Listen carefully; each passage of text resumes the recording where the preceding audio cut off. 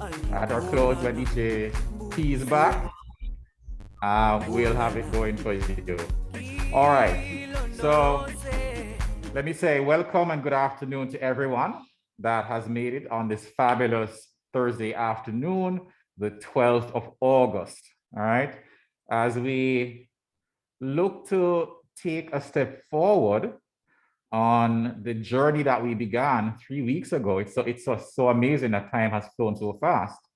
Let me just help you to hear me a little bit better. All right. Let me just help you to hear me. All right. So if anybody's having any challenges with audio, please do let me know. You can drop it in the chat. You can raise your hands, or we have the wellness admins that are on. You can send a message to them and they will help us through to just get the technology sorted out.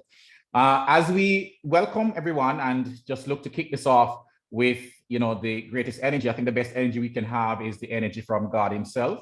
So let me just ask Michelle if she could lead us off in prayer, please. Great. Good afternoon, everyone, and welcome.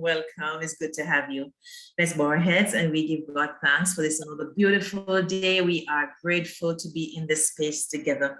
Thank you, Lord, that you have awoken us to such a beautiful day for purpose such as this one, where we will be together to learn from each other and that we will edify ourselves so that we can be grateful and be touching other lives in the spaces we go and touching them positively to give you praise. Help us to absorb and to learn the information that is to be delivered today so that we can use it ultimately for your goal and for your purpose.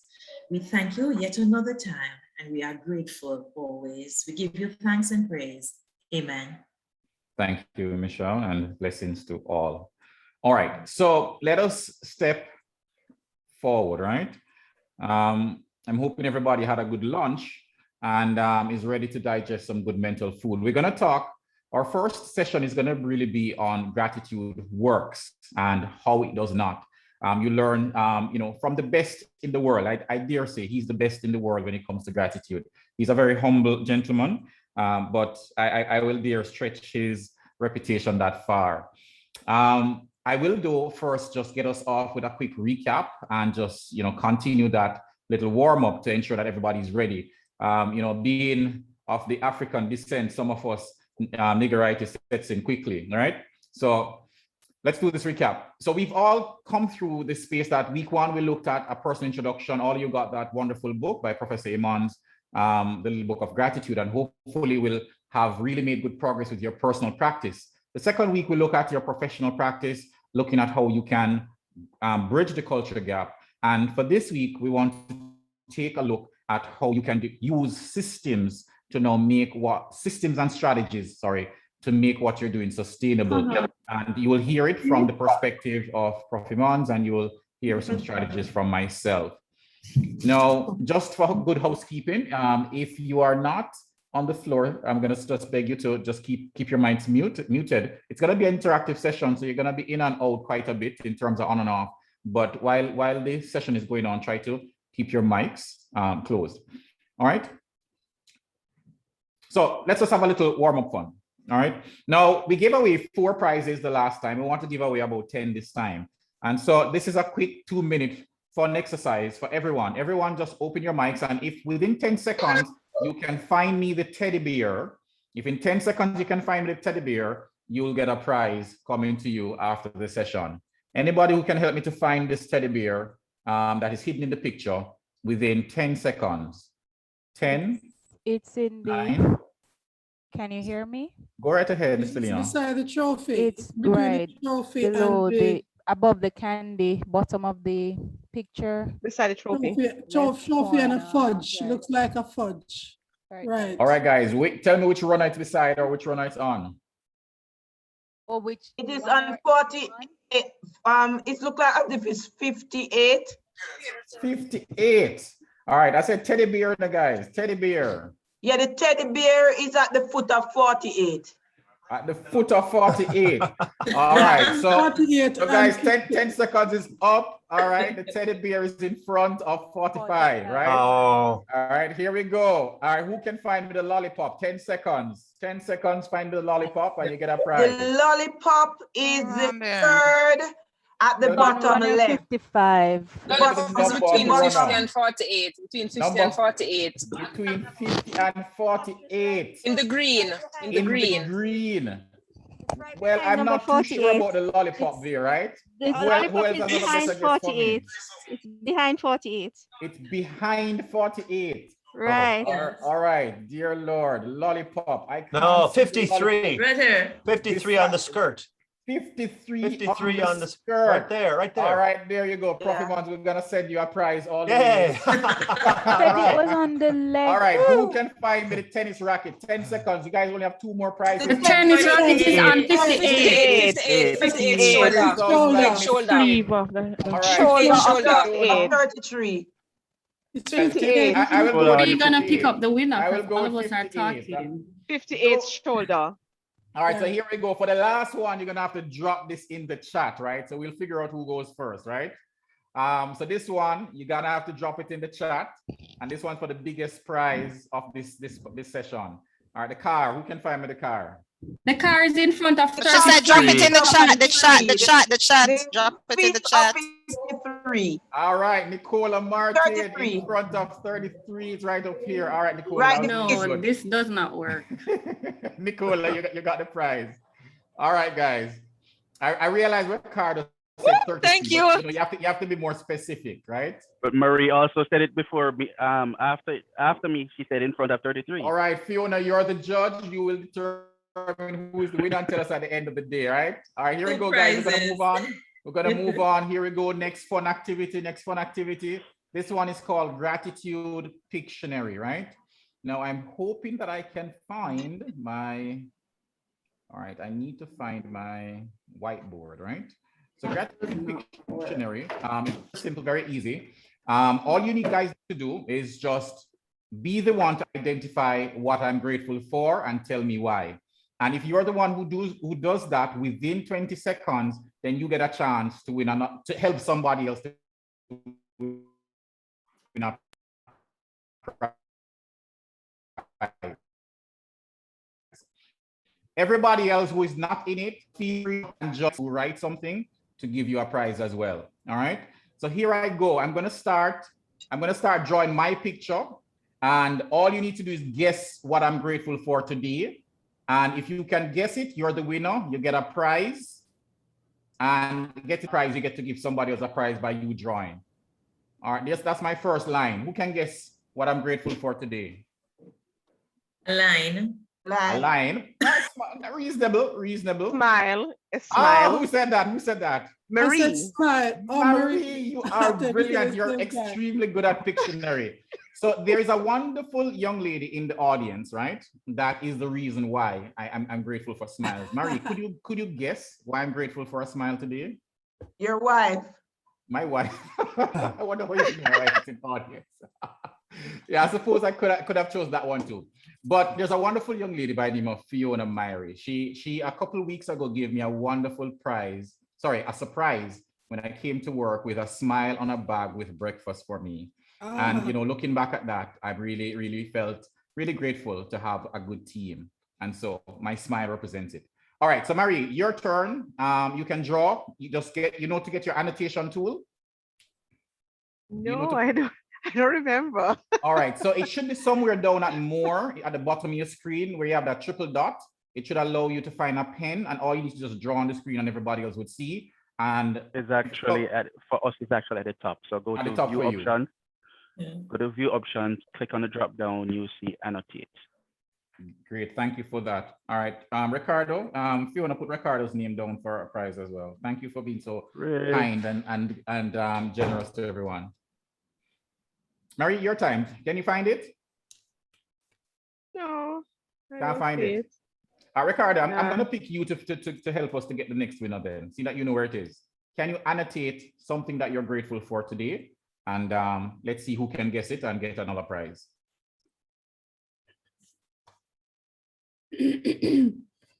All right, there you go. Ricardo's drawn the first part. Who can guess what he's grateful for today?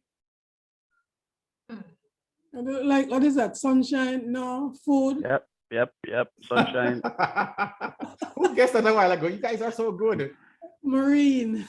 Maureen. Oh. All right, guys, that is amazing. All right, so Fiona, hopefully you have everybody's name down. Thank you guys so much for playing and just having a little fun as we kick off this very powerful session. I'm going to now jump into the screen share to get us back on track. Hopefully you guys did type down something wonderful about someone that's here with you in the chat so that you could be selected for a random prize as well. All right, let's move forward.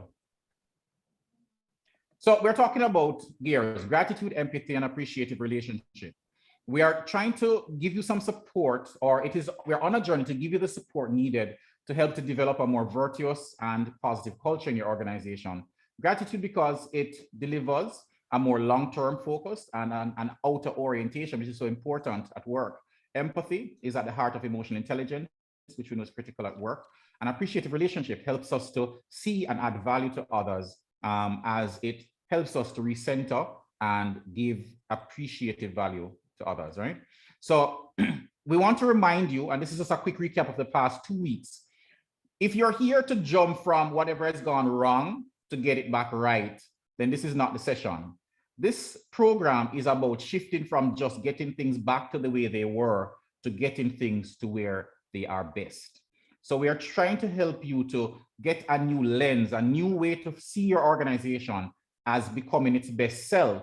And through your exemplary leadership, focusing on positive, emotional, and positive ways of thinking to not just overcome negative emotions, but to create a contagion that gives you a climate and culture that allows you to become your best. We must remember, as we said before, these things when done should ideally not be done for secondary good. In other words, as HR practitioners, we may want increased engagement and otherwise. It is just good enough to help people to be at their best. And when they're at their best, you can trust that the best will come from them. And so you learned about how to develop your positive core at the first part of the first session in week 1, understanding the heliotropic effect. You actually went through some amazing benefits of gratitude, empathy, and appreciation. Beyond just the organizational good, it helps in mental health, it helps with pro-social behavior, it helps with building resilience. I think the important thing that we wanted you to get was that in helping persons to build a repertoire of positive memories, it helps them to become more resilient, because those positive memories and those positive connections now becomes a powerful set of resources that they can draw upon whenever things get hard or whenever you want them to change. However, how do they get there? They get there by, and however you get there as well. Practice, practice, practice. It's as simple as that. Whatever you repeat, and they say, excellence is a matter of repetition, right? And so it's a matter of repetition, repetition, repetition, learning how to practice what needs to be practiced.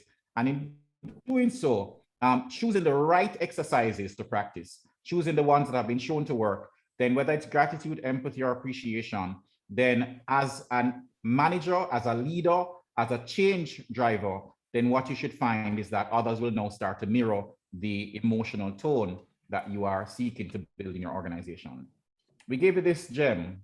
For things to change, you must change. For things to get better, you must get better. For things to improve, you have to improve. For when all things grow, for when you grow, everything in your life will grow as well.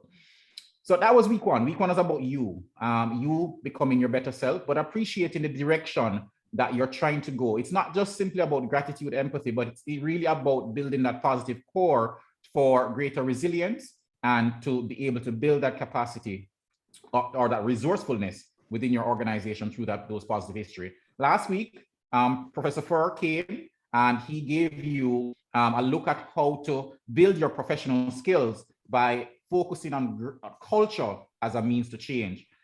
He looked at the gratitude gap and understanding why do we have a gratitude or positiveness gap in our organizations. Look at how having a common shared values and beliefs around gears or otherwise, then you can help to close this gap. He gave you with the Emmons way test. It was interesting to listen to the groups. I'm hoping you guys really had some fun speaking about those 6 things that really represented what your organization is about. He went through how we can build formal and informal practices Specifically, he gave a lot around affirmations as well as gratitude as well. In closing, he gave you the powerful equation, C equals D times X divided by R. All right, the desire to change. All right, the desire to change plus please forgive me here. So for any change to occur, we need that urgent desire to change. We also need to be able to understand the change, and of course, the resistance itself needs to be accounted for. So he spoke about how to communicate, how to build that communication strategy, how to build that model, and also how to understand and prepare for resistance. So going from there, we hope that you can appreciate that first you build your culture, and then afterwards your culture will shape your organization. You are left with this exercise, and this is where we want to move into our first breakout session for you to have a quick discussion about the homework that was given to you. We're going to give you 5 minutes. You select one person in your group, about 4 or 5 of you will be in your group, and just have a discussion about what you have picked up from the discussions you had with other organizational leaders, and what from it has you found to be helpful, and how you see it being able to have be able to benefit you in the upcoming intervention that comes beyond next week. So we're going to break you out into breakout rooms now to just have that discussion, and then we come back in about 5 minutes to now look at some of the themes that you came up with. All right, let's do this now.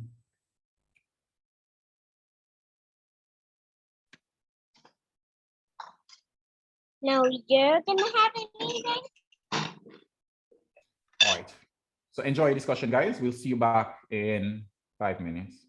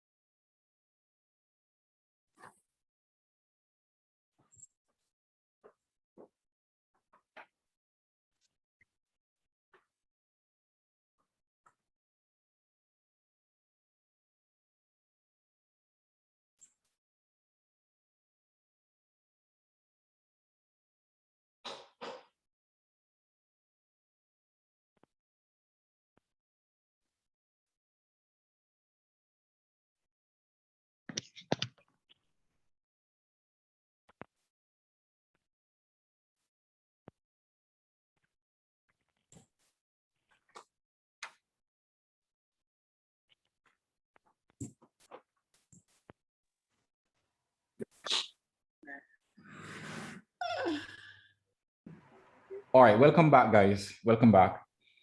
All right, so I had a chance to jump over to two rooms, and I recognize that some persons are new, and some persons did not get a chance to do their homework. May I ask, generally, was there anyone who got a chance to do the homework from week 2? Yes, I got a chance to do mine. I shared a bit in my group. Wasn't aware the time was so limited. Yeah. All right, please continue to share with us here. I mean, what are some of the things that came up for you, and what are some of the things that you discovered as you went through your exercise?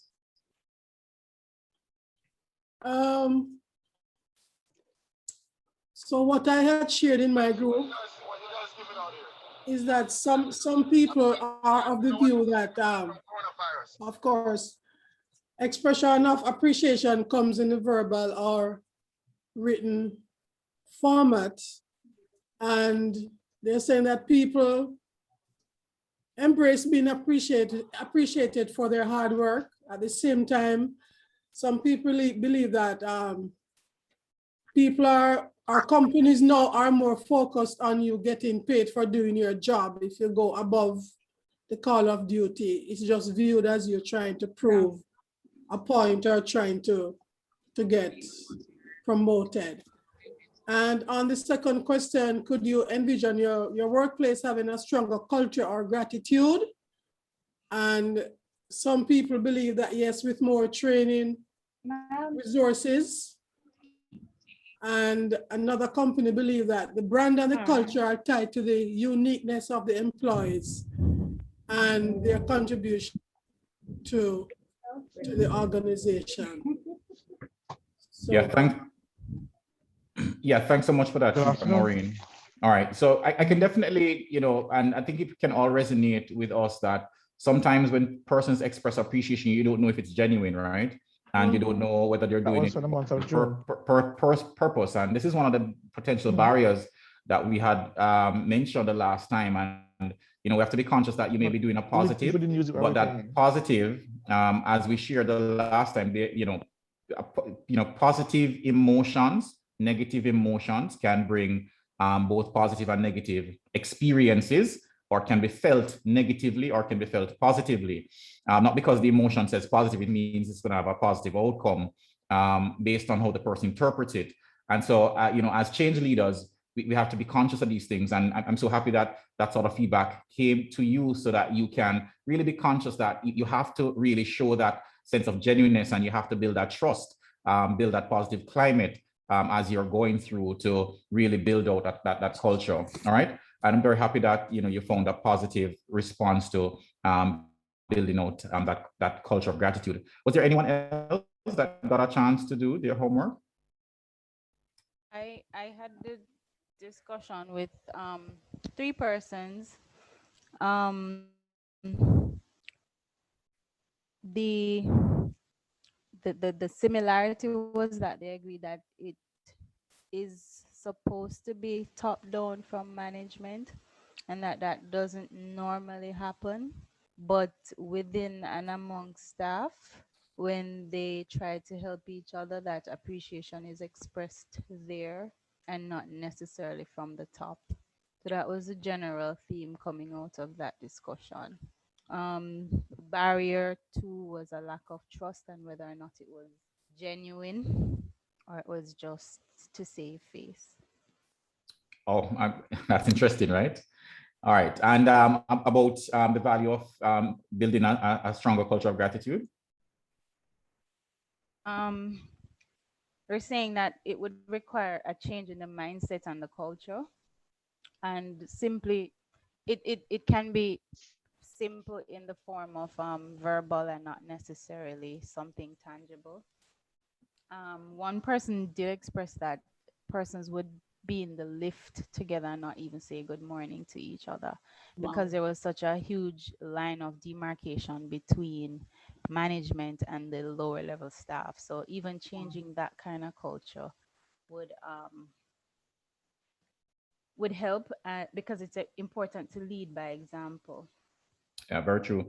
Dr. McDonald is on with us. Dr. McDonald, what are your thoughts? Thank you. Good afternoon, everyone. That's an interesting one because unfortunately we see quite a bit of that in organizations.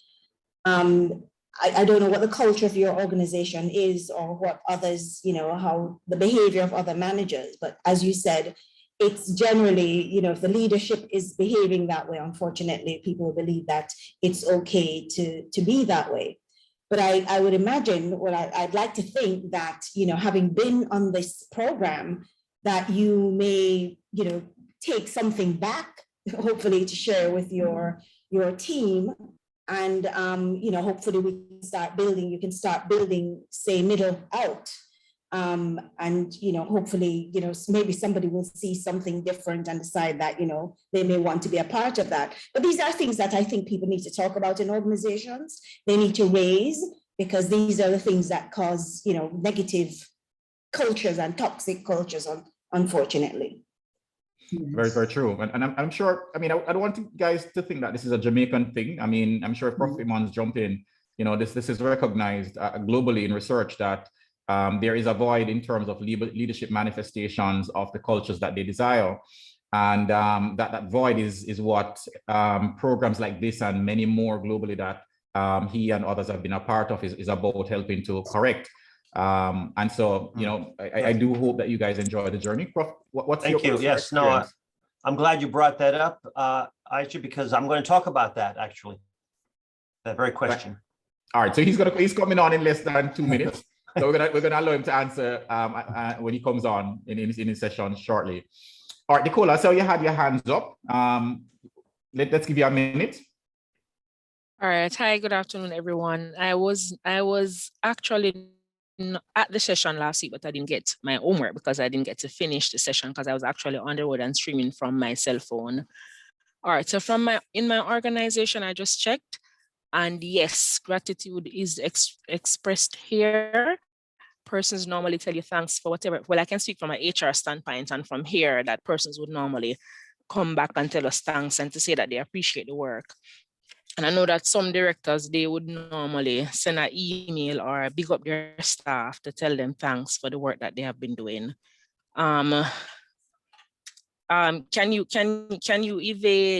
Can you envision your workplace having a stronger culture? Yes, because what we need maybe is more training to tell persons how to deal with gratitude and for more leadership training within the organization.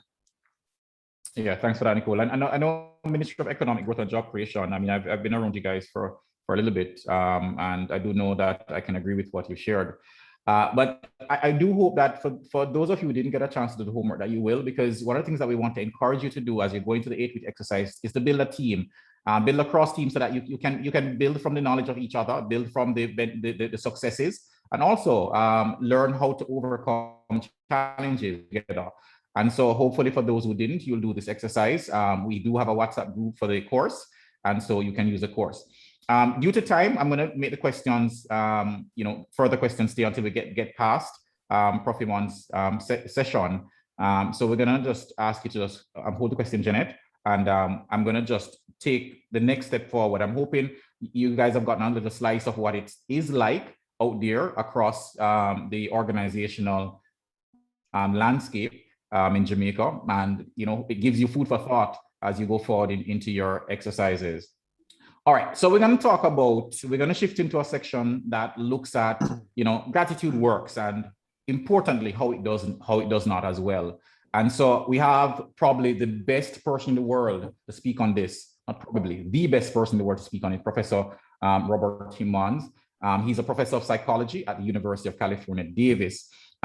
You name it, he's written on it when it comes to gratitude. He has authored over 250 original publications. He's the author of many books. You guys were blessed with his generosity to assist us with getting the little book of gratitude to you.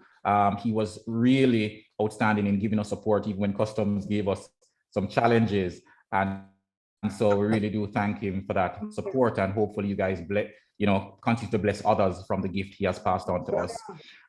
So he's a leader in positive change movement, being the founder and editor of and editor-in-chief of the Journal of Positive Psychology. This guy's just a wonderful guy. I don't have to read anything else. I just want to say, you guys just please welcome him, and let's just be blessed by him. Sorry. Prof, I'm going to jump off and Thank allow you. you to Okay. share. Thank you so much, Ijah. This is such a treat for me, and it's such a privilege and an honor. First of all, just to be speaking with all of you here this afternoon. And this excites me, a chance to talk about what I'm passionate about, to share with you my heart for gratitude and the science and the practice of gratitude. This is what I do. This is my ministry, you know, is try to share the message. I call it the good news of gratitude. You know, the word good news, or the word gospel means good news. And of course, in the Christian faith, it means one thing. But here it is another kind of gospel, right? It is good news, with good news for all of us. So I hope to share that with you from the perspective of what I've learned and how you can implement this. And my goal for the short time that we have together, I wish we had more time, but we don't. But I'm going to try to use this time very efficiently. And I would love for all of us to get a bigger and a brighter and a deeper and a bolder vision of what gratitude is, why it works, what it does, how we can get more of it, but maybe more importantly, how we can let it get more of us. I think actually that's the way to frame that question. Not that we can go out and get gratitude, like I need to go out and get it, to do something, you know, become a more grateful person. Sometimes that actually backfires. You know, we become so focused on just how we're doing, our own performance. Am I grateful today? Am I more grateful than I was yesterday? Am I more grateful than the person, you know, down the hallway or in my office, right? And the focus is totally wrong. So it's gratitude is something which is received, it's not achieved, you know, and I think that's something we often overlook, but super, super important. Okay, I want to do a share screen with you. If I can, let's see if this works. Hopefully you can see that. By the way, put any questions you have or comments, or there'll be a time where I'll be throwing out questions to you to get some feedback or to get a response, and just go ahead. You can put your answers in the chat. Okie doke. So gratitude works until it does not, very similar to the title that Dr. Thompson gave you. And usually it does work, but there are times where it doesn't, or there are some obstacles, some roadblocks, things get in the way of the experience and the expression of gratitude. And it behooves us to just try to understand that, try to make sense of it, so that we can, you know, draw upon the power and the potential of gratitude. Because as you know now, having been through several sessions, and I know each one of you read the little book of gratitude from front to back and inside and out many, many times. And so I'll try not to be too repetitive or too redundant, which with what is in there. But obviously, you know that gratitude is something that I've been studying for a while now. I actually, though, want to start out with a story, or ask you a question, if I might. And I don't know how often you all travel or where you travel to. Do you fly out of Jamaica, where the airports are? I have never been to Jamaica. I wish I could. I hope to visit there someday. Southwest Airlines. Okay, how many of you have ever? How many of you? Let me ask you this question. Okay, how many of you have flown Southwest Airlines? This was not long we begged. Okay, and if you could just put a Y, if you said yes to flying Southwest Airlines in the chat, that would be great. Yes, okay, good. Sharika, thank you very much for that. Yes, yes, Faith. Judith, okay, good. Okay, now, how many of you have flown airlines other than Southwest? You can put in a yes as well for that one. Okay, a lot more. Maybe they don't fly. I think they fly to Montego Bay, don't they? Somewhere in your wonderful country. Okay, so would you say there's a difference between flying Southwest and flying other airlines? And if so, what would the difference be? Service. Okay, now, of course, we know that everyone has, you know, bad things happen. There's delays and horror stories with flying, but, you know, they do try a little bit differently. You notice that they kind of like tend to have a little bit of fun on the flights, right? The flight attendants sometimes act a little silly, a little goofy, sense of humor, right? Cost and baggage, yes. Isn't that a beautiful thing where you don't have to pay $30 or $40 to check a bag? Yes, free check bags. Everybody loves that. I love that for sure.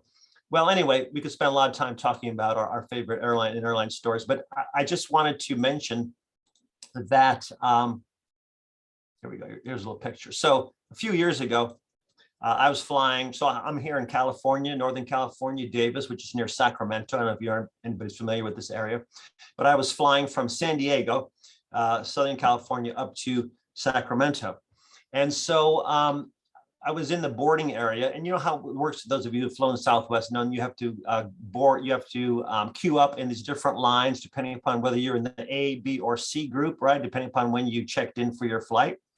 And so, of course, you don't want to be in the dreaded C group, which I happen to be in this particular day because I forgot to check in online 24 hours in advance. So I had a very terrible number in the C group. But anyway, I noticed that the agents at the podium, they were distributing flowers to all the people waiting in line. They had like bouquets of flowers, and they were like going through the line. They were just, as people lined up in the A group, they were giving them flowers, and then subsequently in the B group. And I was in the C group. I think they ran out, but it didn't matter because I didn't know what I was going to do with the flower. Anyway, well, it turned out they were not giving us the flowers to keep ourselves.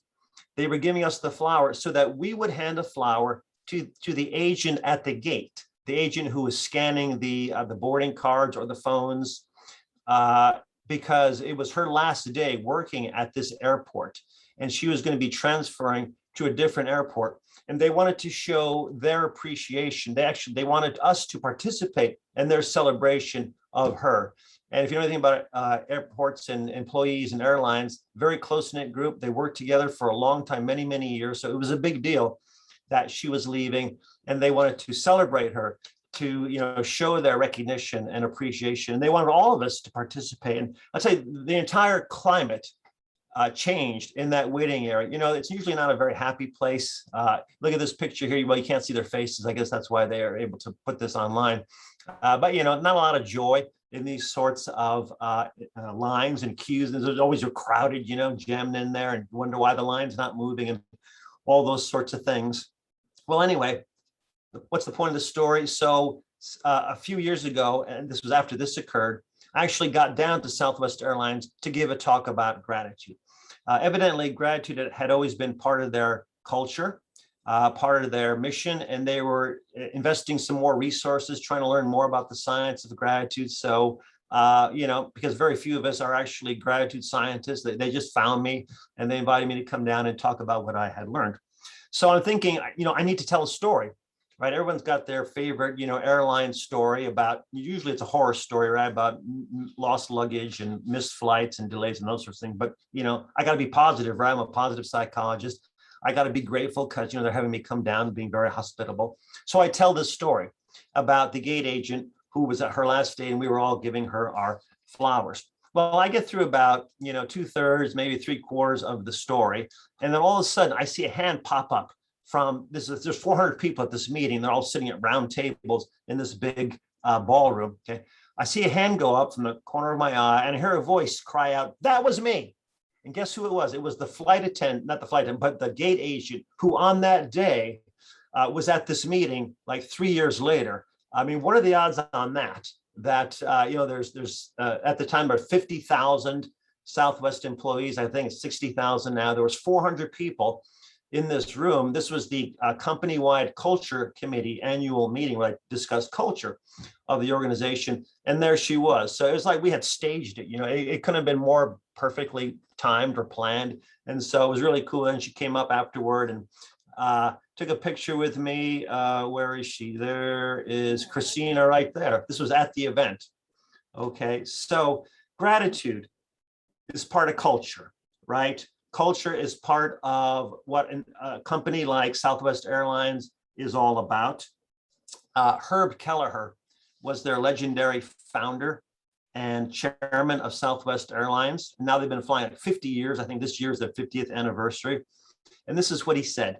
Herb said that culture is what you do when people aren't looking. Isn't that an interesting definition? What people aren't looking. So how do employees behave when the boss is not around, which is most of the time, right? What are the values that are shared by the organization? When those values are shared by everyone in the organization, the culture is nourished. Listen to this. These are authors in the Harvard Business Review, so they're pretty smart, obviously. They commented, culture guides discretionary behavior, and it picks up where the employee handbook leaves off. Culture tells us how to respond to an unprecedented service request. It tells us whether to risk telling our bosses about our new ideas and whether to surface or hide problems. Employees make hundreds of decisions on their own every day, and culture is our guide. Culture tells us what to do when the CEO isn't in the room, which is, of course, most of the time. So organization's culture, right? It's more than just a saying, a slogan or a poster. It's involving hundreds, maybe thousands of decisions every single day. And so leaders of great companies know this. Leaders like Herb Kelleher, they know it. They reinforce values of the company by rewarding and celebrating the behaviors that express those values. And Southwest, they look for people like that. That when they hire people, they look for these qualities. They say it's actually harder to get into Harvard University than it is to get a job at Southwest Airlines. And let me tell you, I have a son who's in college now. Very hard to get into any kind of good college, right? And so they take like Southwest, very small percentage of people apply because they're looking for particular qualities. In fact, they have an internal magazine just for their employees called Love Lines. It's the Love Airlines, right? The heart is the symbol. Those of you, again, know that who've flown them. And the one issue was, I think November, the year that I was there was November 2015. And it was all about gratefulness, how gratefulness leads to greatness. So they know that. Now, the question becomes for all of us as we contemplate the role that gratitude plays, gratitude and recognition, appreciation, all of these things which are so tightly interwoven. How can a culture of recognition permeate, soak into, get massaged deeply into the bones, into the beliefs and behaviors of every person in an organization? There are three basic ways, but only one of them is really sustainable. Okay, three ways, here they are. So the CEO and human resources can dedicate every waking moment at work to promoting company culture. That's one way. Okay, that's you guys were talking about the top-down method. That's certainly one way in which it can be done. Okay, is that sustainable? Well, let's look at the other two ways. Or the company can find and hire only people who already fit the culture and will follow it without prompting, right? They'll just instinctively know what to do with no special training or no special prompting. Okay, that's a second possible way in which that can happen. The third way, though, is the company can adopt the practice of what's known as a culture of recognition, where every single employee, every single person, no matter where they are, what their position is in the organization, is responsible for saying thanks, okay, for recognizing, celebrating, appreciating, and promoting the desired cultural values. Okay, that's the only way which is sustainable over time, right? Because not enough time, you can't do this. The CEO is not going to do this every single waking moment, right? Are you going to find and hire people who already fit that? If you get lucky, you might find someone, but obviously they're going to require some sort of training and to fit in with the overall culture. And so this is the key, I think, is to get everybody involved. And the companies that know that, they celebrate each other. They don't wait for management to say, hey, this is our annual gratitude day, right? Or we're going to go out on a kind of a, team building exercise and we're going to do our gratitudes now. No, I mean, people were celebrating Christina here. It wasn't the management.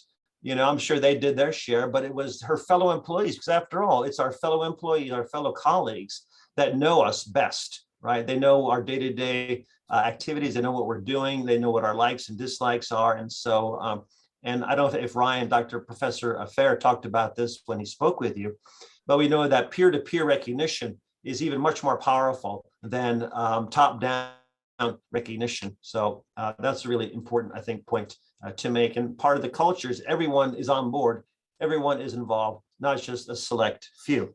Okay, so I say all that by way of introduction. And thank you for putting up with my long-winded story about the time I was at Southwest Airlines. I don't work for them, by the way, and I don't advertise for them, but I like to use that example because it's a really good illustration of company-wide culture that has to do not just with gratitude, but appreciation, recognition, hospitality, just being nice, being human, right? Gratitude is the deepest touch point of human existence. This is my basic talking point, that but the last 20 years of my professional life has been dedicated to declaring and demonstrating this basic truth. Now, I don't know about you, but if somebody says something like that, or I've heard someone say something like that, I would think, what are they talking about? Like, how can that be? What does that even mean to say that it's a deep touch point of human existence? Well, let me assure you that some very bold statements, even bolder than this one, have been made about gratitude down through the ages. How about this one? Gratitude is the secret to life, one person said. That's a good one, right? Someone else said that gratitude is the greatest of the virtues. Gratitude is the key that opens all doors. It's the key to unlocking and unleashing happiness. It's the most passionate, transformative force in the cosmos. You like that one? That's pretty powerful. A virtue as vast as life itself. These are powerful things that have been said about gratitude. I hear somebody's microphone. So if you guys could mute until I ask you a question, that'd be great. I'm easily distractible, so thanks for that. Okay, I'm going to ask you a question in just a moment. But first, I want to talk about what gratitude is, right? Because if we don't know what it is, the rest of it is just kind of a lot of words without deep, heartfelt meaning. So when coworkers, colleagues were grateful to Christina on that day, what were they doing? They were celebrating her. Right, they were celebrating her. I was going to say life, but that's something you do. That's something that gets done after you're no longer living, usually. Fortunately, in this case, it was a celebration of the fact that she had been with them and she was moving on and she was being, promoted. She was moving back to where she was from. Beautiful thing, but they were celebrating the time that they all had together as this sharing and caring family. So it's celebrating the good, but then recognizing that the good comes from outside the self. So you do something for me, we do something for other people. We acknowledge we received a good.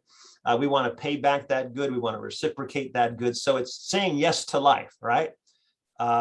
Affirming life. Life is worth living. There's a lot of good in life. Doesn't mean life is perfect. Doesn't mean life is always the way I want it to be, but I'm going to choose to look at life through a lens of gratefulness. You believe that? Gratitude is a choice that we can make at almost any moment, any day, and every way. We can choose to respond with gratitude or not to our situations and see that as coming from outside of us. Maybe it's God, maybe it's other people, maybe it's the universe. It could be our coworkers, it could be our pets, our children. It could be a variety of sources, the place that we work at.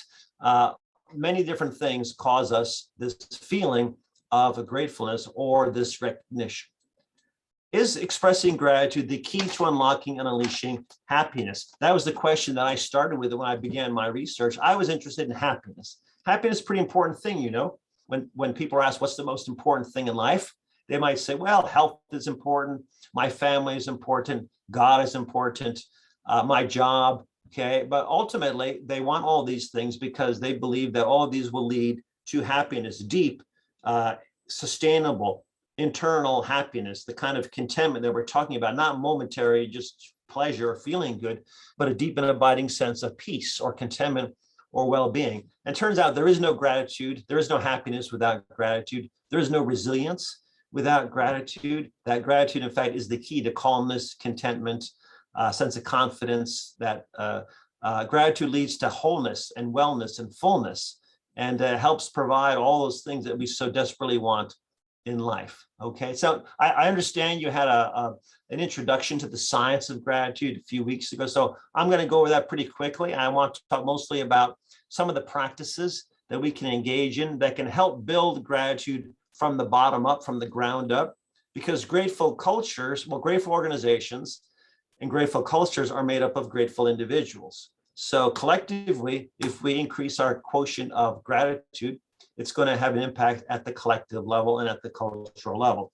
Okay, so people come to me like Dr. Thompson and folks like that, and they say, so Dr. Emmons, Professor Emmons, what have you learned about gratitude? Can you summarize what you've learned in a couple of words? We don't want to read long books, long journal articles, read about coefficients of this and that. Just tell us the bottom line.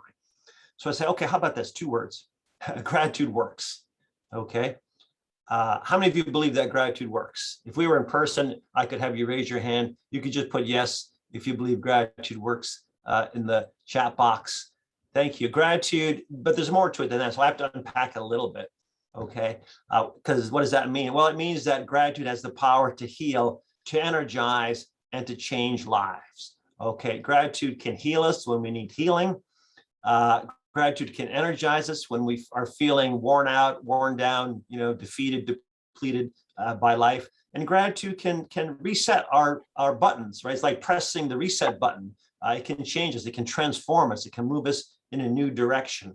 Going through the pandemic the last year and a half, I mean, how many people need healing, need to be energized and re-energized, and need a fresh start, a new beginning, a change, a new perspective, and gratitude can provide exactly that. Doesn't mean it's the only thing that does that, but it's certainly within its power, within its scope to do that. So all those sayings by the people of, wise people throughout the centuries, that gratitude is a great virtue, the secret to life, the key that opens all doors. That sounds great, very inspiring. I admire all those. But as a scientist, I approach it from a little different perspective. I want to know, does gratitude really deliver on its promise and on its potential? Does it in fact have the power to heal, energize? And how would you document that, right? How would you conduct research looking at perhaps the benefits of gratitude and grateful living in people's lives, in your life, in my life, in our homes, in our families, in our workplaces, in our neighborhoods, in our nations, around the world? How can we actually study something like that experimentally, or at least empirically, and not just accept all this at face value, despite we know from centuries that people have talked about this. We know it's in religious scriptures of all different traditions that it's important to give thanks, to be thankful. There's no religious tradition that says it's good to be ungrateful. No, haven't seen it, right? So they all say gratitude is a highly desirable, highly prized disposition. In fact, just the opposite. Very strong things are said toward the ungrateful. So you don't want to be an ingrate or ungrateful. We want to develop gratitude. And if we don't choose gratitude, by default, we're choosing ingratitude. So that's not a good choice to make, I don't think. Okay, so this one slide, I'm sorry there's so much stuff on here, a lot to see, I know, but I like it because it summarizes several different research projects and programs on the nature of gratitude, gratefulness, which comes either from doing exercise like keeping a gratitude journal, writing down things that in your life for which you're grateful or thankful. And if you do that enough over time, guess what happens?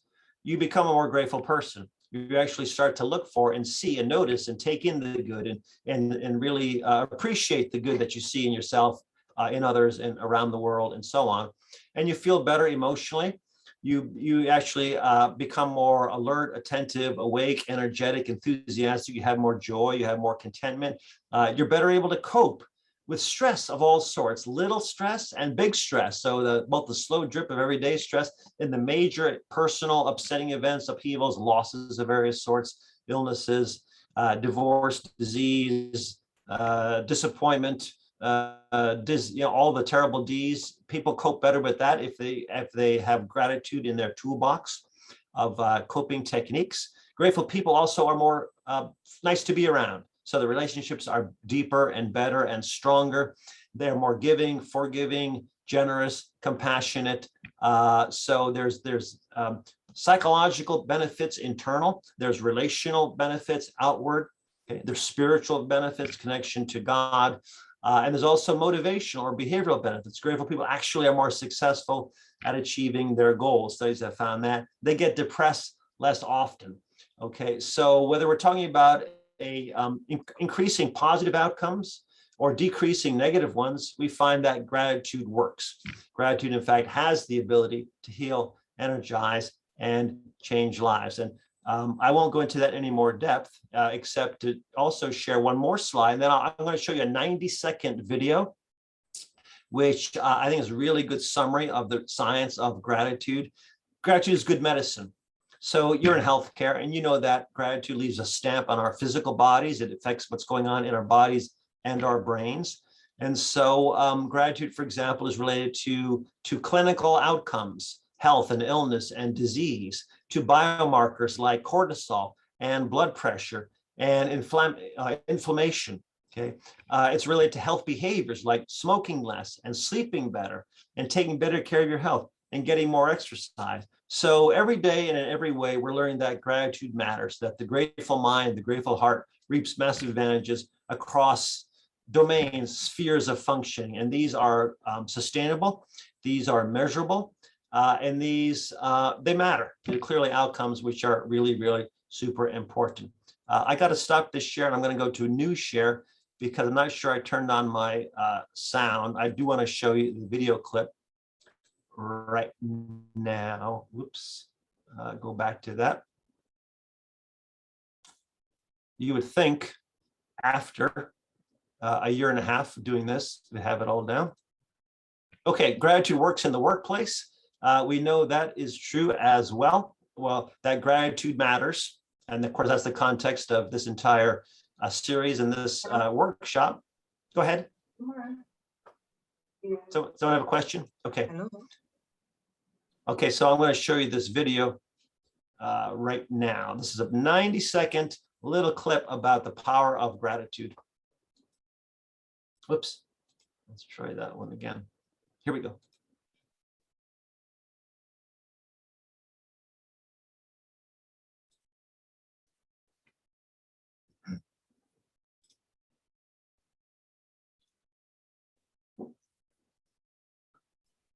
All right, I think we may have to do a screen share.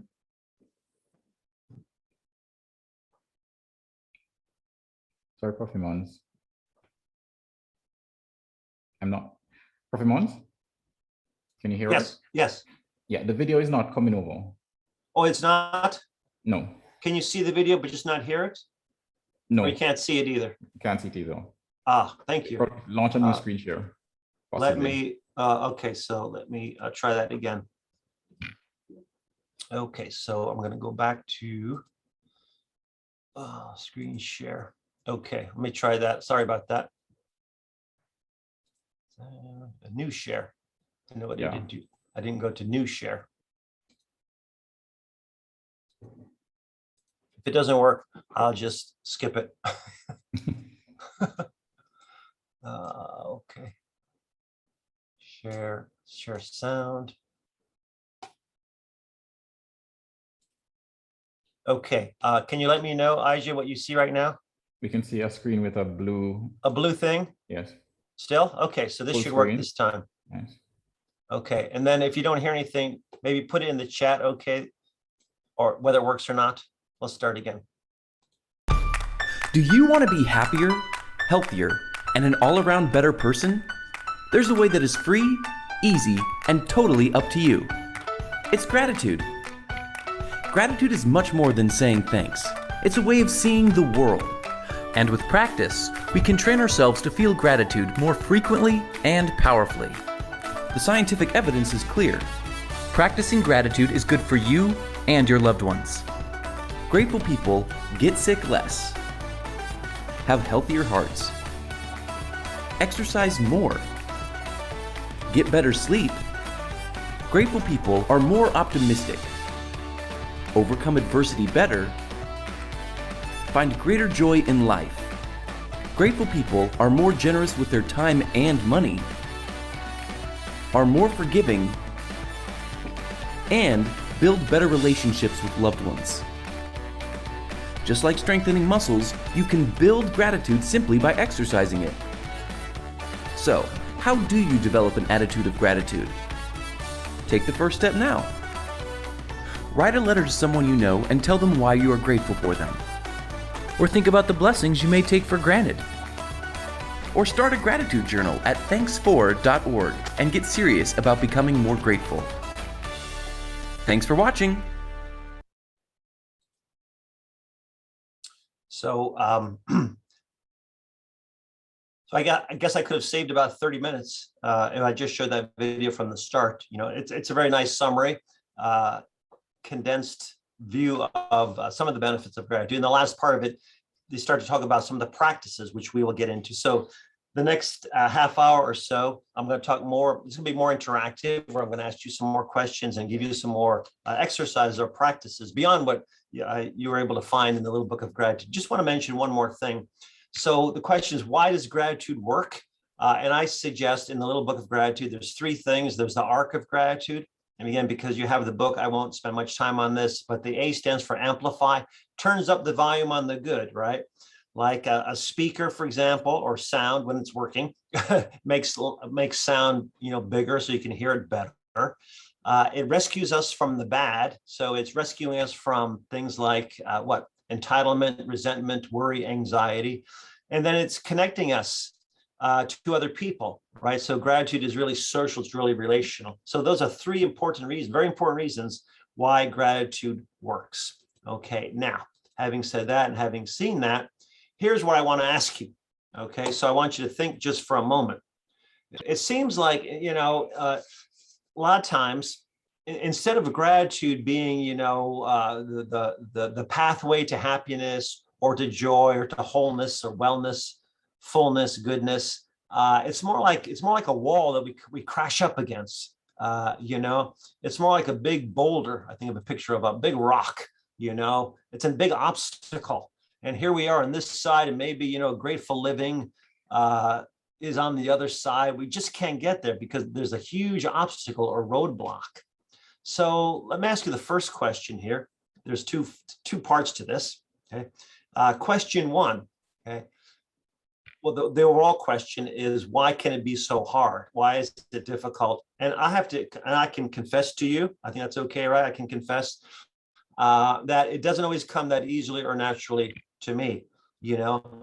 Part of the reason why I love to talk about gratitude and share the findings is because I need to keep reminding myself, because if I don't, I might forget about the goodness of gratitude. I might forget to practice gratitude. Every day I forget, every day I have to remind myself, right? And because I know it's a challenge. There's so many things which get in the way. So what is holding you back from being grateful or sending gratitude? Has there been a time, let's say in the recent past, where you wanted to express gratitude, but you couldn't, or you didn't for whatever reason? You felt restrained or constricted, or there was just something standing in the way between you either acknowledging gratitude or expressing gratitude, right? So we got to think about both parts, both the private, just feeling it, and then the public, which is expressing it. Or maybe something is holding other people back, right? Have you done, here's a question for you, right? Do you ever do a favor for someone and they're not grateful to you or for you? They don't express their appreciation, right? You give them a benefit or a gift and they don't say thank you, or they don't even acknowledge, what you've done. And you think to yourself, wow, that's rude, right? I mean, or what an ingrate. That's the last time I'll help that person. Or we didn't have these thoughts. It seems one of the things that I've noticed, and other experts in gratitude have talked about this, is that there's such a strong tendency to focus on other people's gratitude or lack thereof. It's one of the most common questions I get asked by audiences is, how can I get so-and-so to become more grateful? Usually it's a spouse, a child, maybe a teenager, maybe a coworker, maybe a boss, right? Someone like this. Very rarely is it, how can I become more grateful? It's almost always, how can somebody else, how can I help this person? Because we focus very intently on another person's gratitude, okay? Here's a couple of questions or a couple of comments. Gratitude is like good medicine, right? It's true. I think of that too, Mary. I call it a linguistic medicine, which heals both the giver or the sender, as well as the recipient, as well as the receiver. It's like breathing. Yeah, I'm glad you mentioned that. Occasionally I get asked, like, do you have, so Dr. Emmons, so here you're supposed to be this big expert, right? Do you have a gratitude practice? Please share with us your gratitude practice. And I say, well, and I understand that question, what they're getting at there. Actually, I don't, because for me, it's just part of how I look at the world. It's a mindset. It's a worldview. It is like breathing. It'd be like saying to me, Dr. Emmons, do you have a breathing practice? Well, yeah, inhale and exhale. That's a breathing practice, right? And I don't think that much of it. And so there might be times where I have trouble getting my breath if I work out too hard, which I don't, but I could. and that would happen. I would have to think more consciously about it. And so it would be with gratitude as well. I would have to think more hard about it. But I just try to, I look at life through a lens of gifts and givers and receivers and blessings. And if I use that language, if I use that mindset, I find that it's very normal and very natural to think about gratitude. I'm going to show you this list. Those are good questions. Thank you for that. First, Albert Einstein. Albert Einstein is a pretty smart person, or he was a pretty smart person, right? And he said, I have to remind myself 100 times a day how much I depend upon other people. I must, really work hard. I must exert myself in order to give in the measure in which I have received, and I'm still receiving. It can be hard work, because if we are, I think, accurate and humble about it, we receive much more than we give back, and you have to be aware of that to become a grateful person. So here's my answer, and you may have some other suggestions here, but here's you've done something nice for someone and they're not grateful. And, of course, the important thing, maybe you should not notice it, because the idea of you gave a gift to someone, it comes without strings attached, right? They don't need to say thank you for it. You give them because you're out of your generosity, right? It's like the parable of the lepers, right? When Jesus heals the 10 lepers, one comes back and is thankful. Isn't that a fascinating story, right? 1 out of 10 comes back, and Jesus does a ton for those people. He heals them. He gives them back their lives, their livelihoods. They can return. They've been outcast. They can return to their families. They can kiss their wives and hug their kids. They get their dignity back, and only 1 out of the 10 is grateful.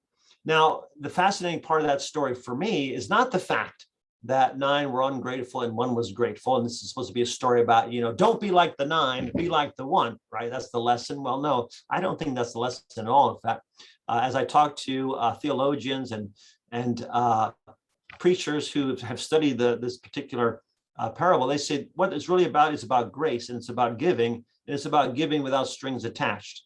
So here's Jesus, right? He knew fully well that only 1 was going to come back and show gratitude. But nevertheless, he healed all 10. His giving, his generosity, his grace was not based on expected gratitude. How different it is from our own giving, which oftentimes is based on that we expect to get people to say thank you. And if they don't say thank you, if they ignore the gift, forget about it, we're not going to be generous anymore. Totally different when it comes to grace-based giving. Anyway, that's my little preacher part for today. Let's go back to the psychology. People are distracted. Maybe they don't know how to thank you, what's appropriate. Some people are just not as good at expressing thanks as others. Maybe they're just distracted. They meant to. Maybe the 9 meant to come back and they just got busy, right? Because all of a sudden they could go back to their homes and their communities and so forth. And it wasn't out of, malice that they didn't intend to be ungrateful. They just were. They think you have ulterior motives. That happens sometimes. Right? Why is this person being nice to me or giving me a gift? Do I have to repay them? Am I now indebted? What do I have to do now to give back the good? And so maybe that's why they don't express gratitude. You know what I'm saying? And you might have some other insights as well. So feel free to share in the box. And maybe they just don't know how hard it was for us. They underestimate the value of our effort, of our actions, and the fact that we made their concern our concern. Maybe they just are underestimating that. So, and sometimes we don't express gratitude. Okay, why don't you express gratitude sometimes? Well, we might have feelings like, they already know that, why should I express gratitude to my wife? She knows I'm grateful. Well, maybe she doesn't, unless I tell her. Why don't I express gratitude to my coworkers? Or here you are, the boss. What about people who work late and stay late to finish their report? Why don't I express well, they get a paycheck, right?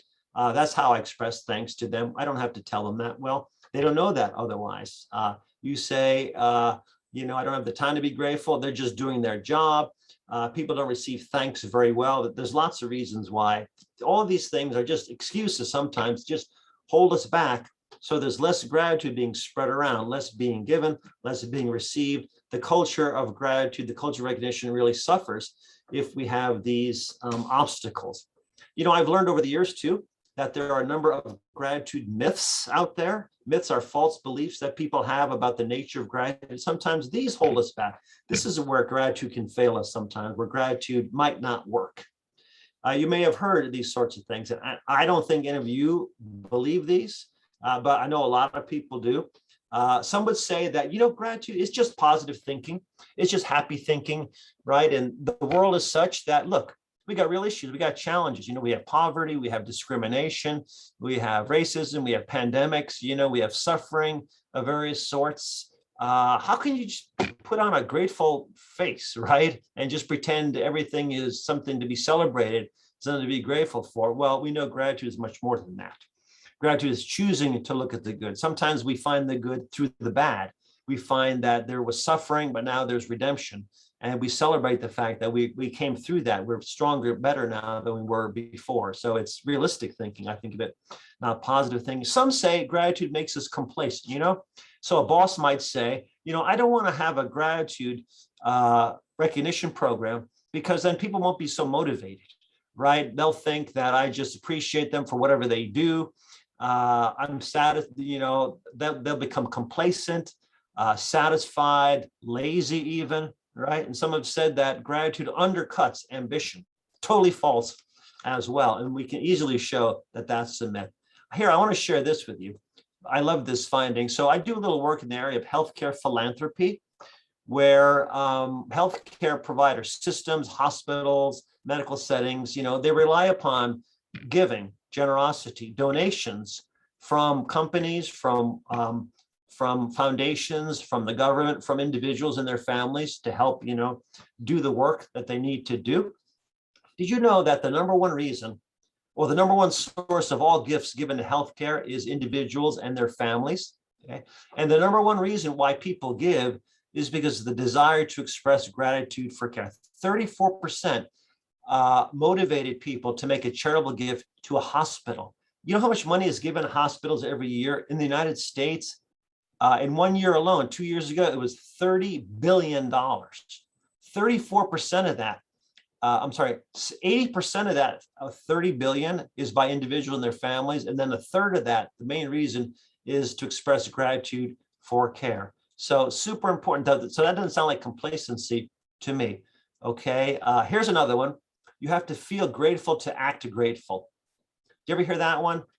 If you're not feeling grateful, you shouldn't just act it out, because you would be non-genuine. You would be inauthentic.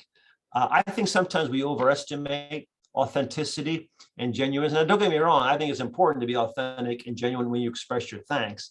But even if we don't feel thankful, we still need to express it. If somebody goes out of their way to do something for us, the right thing to do is to show the thanks. And guess what? We might find that actually the attitude, the emotion follows from the behavior. This issue comes up every Thanksgiving in the United States, where people are forced, right? I may think of it that way, to sit around the table with relatives and say what they're grateful for. But I don't feel like doing that. I don't want to be here. Give lots of reasons why they're unthankful at that time. And so they have to force themselves to be thankful, where, hey, maybe it's a beautiful thing. You get a chance to get together because, after a year and a half of pandemic, we weren't allowed to get together with family. And now we have this opportunity, perhaps new occasions, new opportunities to celebrate, to experience gratitude. Even if you don't feel it, act it out. You might begin to actually feel the gratitude that you're living, if in fact you don't already do so. Okay. So you guys know this because you work in healthcare, but your patients, they want to express their gratitude, right? So there's ways to do it. They could thank you, or they could, give you gifts. And from my work in healthcare, I've learned that doctors can be especially challenged when it comes to receiving gratitude. Okay. So did you ever hear people say stuff like this? When someone thanks a doctor, or when someone thanks you? Okay. You might say things like, well, you don't have to thank me. I was just doing my job, right? How would you feel if you thanked someone because they were really super kind for you, or went out of their way to do something for you, cared for you, right? They didn't have to do it, but they did it anyway. And you thanked them. And they would say, hey, not a problem, just doing my job. It's no big deal. How would that make you feel? Would that make you feel good and valued? Or would that make you feel dismissed, right? Seems to me that they would be, if this dismissive attitude, it really doesn't acknowledge the fact I need to express my gratitude. One person said the worst thing that can happen to a person is that they can be blocked in the desire to say thanks, to make a reciprocating gift that is adequate to the one he or she has received. You know, I think that's super important. So if you have any, again, suggestions, comments, go ahead and put it in the chat as I'm talking here. We're getting to the point where we're going to take some questions in just about 10 more minutes. That's just a few more ideas to share with you. How about the last one? Okay, I was at a talk with a bunch of doctors, and they actually said someone said this to a patient, and it was they received some sort of super important treatment, therapeutic treatment that basically saved their life, and they were so overwhelmingly grateful, thankful to the doctor who helped them, who saved their life. You know what the doctor said? He said, "What can I say? We just got lucky." So I'm thinking, that's kind of dismissive, right? I mean, how would you feel if you were the one who was blocked in the ability to say thank you? So we're not always that good at receiving thanks. I guess that's the point of this. We need to learn better skills to receiving thanks. Gratitude is often undervalued. This was a study which had people write letters of gratitude, and then they sent them to the recipients they wanted to thank, but they asked them in advance, how is this going to make the person feel, right? If you wrote a letter of gratitude to a special person in your life who would touch your life in a very special, meaningful way, they were asked, how is this person going to feel? Are they going to be surprised? Will they like it? Will they feel, embarrassed or awkward? And guess what happened? There was a gap between what they expected and what actually occurred. The letter writers underestimated how happy the recipient would feel. And they overestimated how awkward they would feel, underestimated how surprising they would feel, right? I won't bother going into the details with the graph, right? You are welcome, right? Thank you. Just using the language of gratitude. So a big gap between receivers and senders. So this study implies that this is one of the reasons why there's less gratitude expressed, because we think the person is going to be embarrassed by it, so we don't say thank you. We underestimate how positive they'll view it. We underestimate how surprised they will be. In fact, they're often surprised. As a teacher, as a professor, when I get a thank you from a student, it feels good. A lot of times it's surprising because it's not the norm. But what if it became the norm? What if we had more cultures of gratitude in universities and academia? It's in very short supply. Hospitals, it's in greater supply because there's much more interaction and giving and receiving of benefits than there is in academic environments, but you still have that potential. Okay, here's something this you can do on your own. You can just think of one thing right now. Think of something that you normally take for granted, okay? Each day, think of something that you take for granted, and instead of taking it for granted, start to take it as granted. This slight change in words, it sounds very trivial, but it means all the different. It means the world. Okay, I want to take it when you take something as granted, it becomes a gift, right?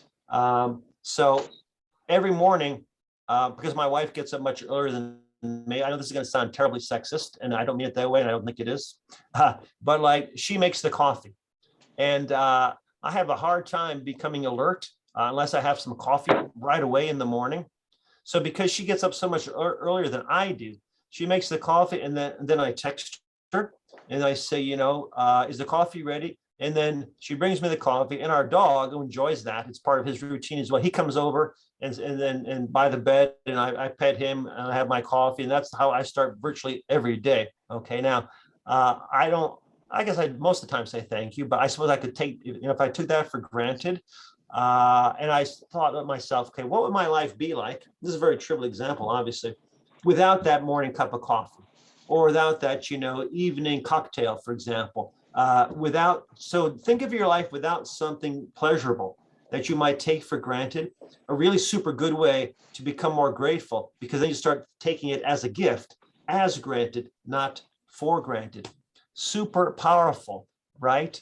And in fact, going back to Southwest Airlines, the founder, Herb Kelleher, he said this: "It is my practice to try to understand how valuable something is by trying to imagine myself without it." He knew. And now there's research, decades later, turns out he was right. Studies show when you imagine yourself not having something positive in your life, this is called addition by subtraction. What would your life be like without your job, without where you live, without your spouse, your child, your coworker. Think of something positive. Imagine your life without it. Super good way, powerful way to amplify your level of gratitude. Try that one out, sometime as well. Okay, that's another one. Chesterton was a very famous writer last century. And he said, when it comes to life, the critical thing is whether you take things for granted or take them with gratitude. Okay, so I'm not going to go into all this right now because we're getting short on time. I do want to talk about recognition though in cultures. Okay, so Dr. Thompson, I'm going to go about 7 or 8 more minutes and then we can have some question and answer time. How does that sound? Very nice close by you. Sounds good. Okay. Right ahead, Prof. All right, thank you. Okay, so we need 10 sheets from Mobile. Many years ago, I became familiar with this organization. Yes. Known as, where'd it go? Work Human, or I was called Global Force for a while there. But this is a company that's located both in, I think, Ireland and the United States, that its goal, its mission is to develop platforms for companies to use to recognize workers. It's called Work Human, social recognition. You may be familiar with them. You may have come across their stuff. I highly recommend it. There's a lot of good information out there that they are involved in making work more human. And that's why they have the term Work Human. If you take humans out of work, you just have work, right? But a big part of what they do is about social recognition. It's about how to do it. What's the best way to appreciate, to recognize, to leverage the power of gratitude in workplaces. So I took this list out of their most recent book, which is called Making Work Human. Eric Mosley is the CEO. I was going to show you a short video clip, but I won't do that because I don't want to I want to make sure I have time for questions and discussion and see what you guys have in mind.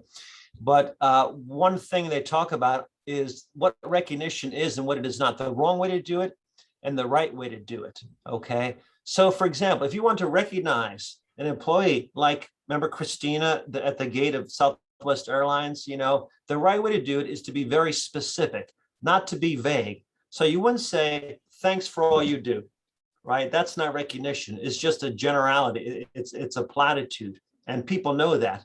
And so, and I have my own example from that. One day I go home and, I realized the fact that I wasn't expressive as much as I should be when it comes to gratitude and expressing appreciation and gratefulness at home. So I said to my wife, thank you for being you. I thought that was kind of a nice thing to say, but totally wrong. It wasn't. She looked at me like I was from, Mars or something, right? She said, what does that mean? She wanted, people need specific recognitions, right? Affirmations, appreciations that we know how much effort they're going to for our behalf when they do something kind for us, when they do something to make our lives better or more meaningful or add value to our lives. What are some specifics? And vagueness, this platitude, that doesn't work. Okay. Recognition is based on actual accomplishment. So if you give everybody the trophy or give everybody, recognition, then they haven't merited it. They haven't earned it, right? Then it becomes meaningless. So they say, okay, that's important. It's not a focus on the company or the manager. It's focused on the individual. It's not a popularity contest. All right. It's so you don't pick the best person, the one everybody likes, the most popular person. It's based on performance, what the person actually does. And so this company, they got all the metrics out there. They've been studying this for a while. They can show exactly the difference it makes in things like productivity, absenteeism.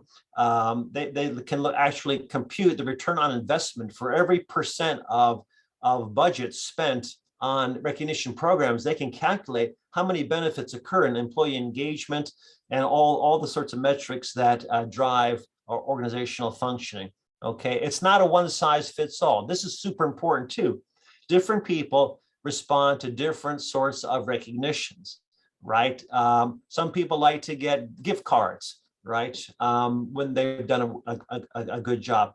Other people want to see their name on a bulletin board, or other people prefer just to hear the words of thanks, right? Some respond to monetary rewards and incentives. A lot of different ways to recognize people. It's not all created equally, okay? 5 languages of gratitude. This is important. We're getting toward the end here.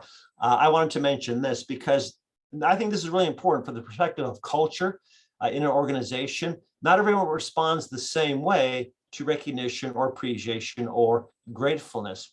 So are you familiar with the 5 love languages? Does that ring a bell? I think Chapman was the author of that 5. So there's different ways of expressing love. Yes, Deborah, thank you for that. So we can say thank you in lots of ways. So that's language of gratitude. But just like we have the 5 languages of love, there's 5 languages of gratitude. And these come from a book by a friend of mine. His name is Steve Foran.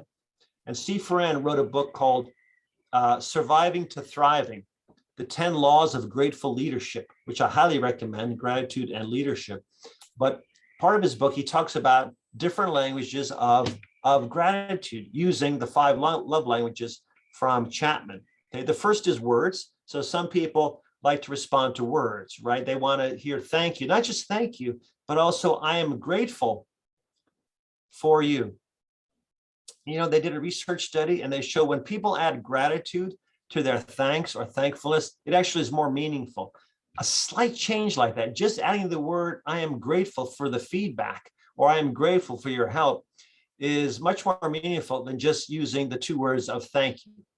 Why is this the case? I don't know. Maybe we just hear thank you so much, it gets reduced to just, good manners or civility. So if we say, I'm grateful for you. True, thank you. Yes, Deborah, anyone else acknowledge or hear that? I have a friend who always says to me, not always, but enough times that it's meaningful. He says to me, I am grateful that you're in my life. And that's so profound versus saying, thank you for, bringing me a sandwich or bringing me coffee, which is still good, right? But I'm grateful that you're in my life. It has a different meaning, a different level of, profoundness when they use the words of gratitude, because now that they're processing this in the relationship at a very deep level. So I like to think of gratitude as high octane thankfulness. It's like thankfulness on steroids is gratefulness. Okay, so words is one. Number 2 is deeds. So, the way to show gratitude sometimes is just by being helpful, by generosity, by acts of service, right? Just it is like for showing love to someone. What about gifts? Okay, so you want to express gratitude? You can give a gift. You can have like a donut day. There's a little donut, know what we would do without you. Kind of clever, right? Maybe it's, a little Amazon card. Maybe it's some other sort of incentive, some kind of swag, that you can earn, and companies do that. They have swag and stuff like that you can earn points and put those points toward, like Southwest Airlines has that, where they can put points toward travel for their employees and get free trips and that sort of thing. So actually concrete things that they are earning. Some people like to be rewarded that way. Time. So get together with your team. Go out there and some sort of team building exercise is a great way of expressing gratitude. My dentist, he just retired, but he was a big kayaker in rapids, river rafting, white water river rafting. Okay. And he would take the entire staff out there and go on these rafting retreats to express his gratitude, to help build the company culture for his dental business. And that's a really good way to express. And again, that's a different way of expressing gratitude. Time, and then touch. There's research studies showing that different emotions are associated with different kind of physical touches. Now, of course, one has to be careful and, touch appropriately and get permission, all of those things. But, when we express gratitude, we won't often touch the person that we're grateful to or grateful for. A patient wants to hug, his doctor, her doctor is another way of expressing gratitude. That could be the language they use. So different people use different languages for gratitude, and we receive gratitude in different ways. It's just something important for the culture to keep in mind. Okay, 2 more minutes. I'm going to talk about just some practices, which I think you already know that, right? You read the book, and that there's like 35 actionable techniques in there. And I don't know if you have a favorite one or not. If you do, you can share that in the chat if you want to. But some people like to keep a journal, and that's fine. Right. I think that could be very effective. For other people, that's like drudgery. That's like, it's like one more thing I have to do that I think, I'm so busy already. And now you want me to write down in a journal every day what I'm grateful for? That would be cause to be ungrateful. They would rather just express it to someone, just share it, just tell them, maybe post on the social media, that sort of thing. So I call that broadcasting or sharing gratitude. So there's both a private and a public component, a personal and a relational component to gratitude. It's a behavior. Gratitude is not just a thought, a belief, a feeling, but it's also behavioral. It does something. It's an action word, right? It's not a passive word. Thanksgiving, giving of thanks. How do you do that? You can write a letter to someone. Okay, that's a good exercise. In fact, I like to give you that as homework. I don't know if I have permission to do so from Dr. Thompson, but if I do, and even if I don't, maybe I'll do it anyway. He seems like a guy who would go along with an idea like this. Write a letter of gratitude to someone. Select an important person from your past who made a major difference in your life. Maybe you never thanked them. Write a long letter to them. Give them that letter. Send it to them. Better yet, visit with them and hand them that letter and share why this person is important to you, how they touch your life in a meaningful way. How your life is different now, better now than it otherwise would be because they are in your life. Very powerful. Studies show that it's extremely powerful for both the giver as well as the receiver. Sometimes that person is not available to us. So there's another technique known as the virtual gratitude visit. Try that one. So you want to thank someone. Oh, maybe you can't. Maybe they're far away, other side of the world. Maybe they've passed away, maybe they've gone on, and now you're thinking, there's so many things I wanted to say, and now I don't have the chance to do so because, they're no longer physically available. Well, you can still tell them this. You can engage what they call the virtual visit, or otherwise known as the empty chair technique. So like I have a chair over there, I could imagine someone, it could be a parent, it could be a coach, a teacher, a mentor, a professor, anyone like that. And I tell them basically what was in the letter, but now I verbalize it. I say it out loud. Why am I grateful to you? And then that's a very powerful way of expressing gratitude to a person who is not available. You can do that to gratitude to God as well, because God is not physical. God is intangible. Another way to express gratitude to God is through this virtual gratitude visit. That can be very powerful. So those would both be ways of broadcasting your gratitude, of writing a letter, visiting, sharing, aware, declare, share are ways of becoming great at being grateful. Sometimes it just takes a couple of minutes. Find someone. Here's another exercise for you. I'm giving you a lot of work today to do, but trust me, you'll benefit from this, and so will the other person who is involved. I gave a task like this to my students once in one of my classes. So this is where I teach, University of California, Davis. And we have this is like the entrance to the campus. There's a brick wall. It says UC Davis. So it's otherwise very nondescript, but it's a very popular place that people like to go and take their graduation pictures. So families with graduates, they have their academic regalia, their cap and their gown, and everyone takes their picture there because it's kind of a scenic place. And you know that they went to Davis when you see the picture of them. So anyway, this is Jimmy. And my office looks right out at this wall. And so I see a guy out there, and I don't know who this person is, but I noticed he's out there a few days in a row and he's out there scrubbing the walls. So I decided to go out and talk to him.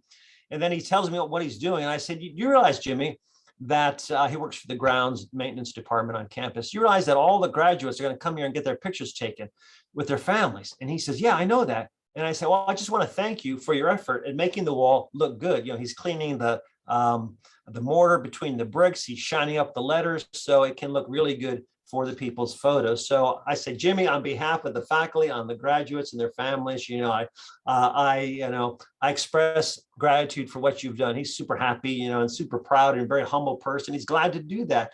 And I call that the 2-minute mirror. Just go out and find someone behind the scenes, in organizations like hospitals. Lots of people are behind the scenes, custodians, maybe others, that they don't get the attention.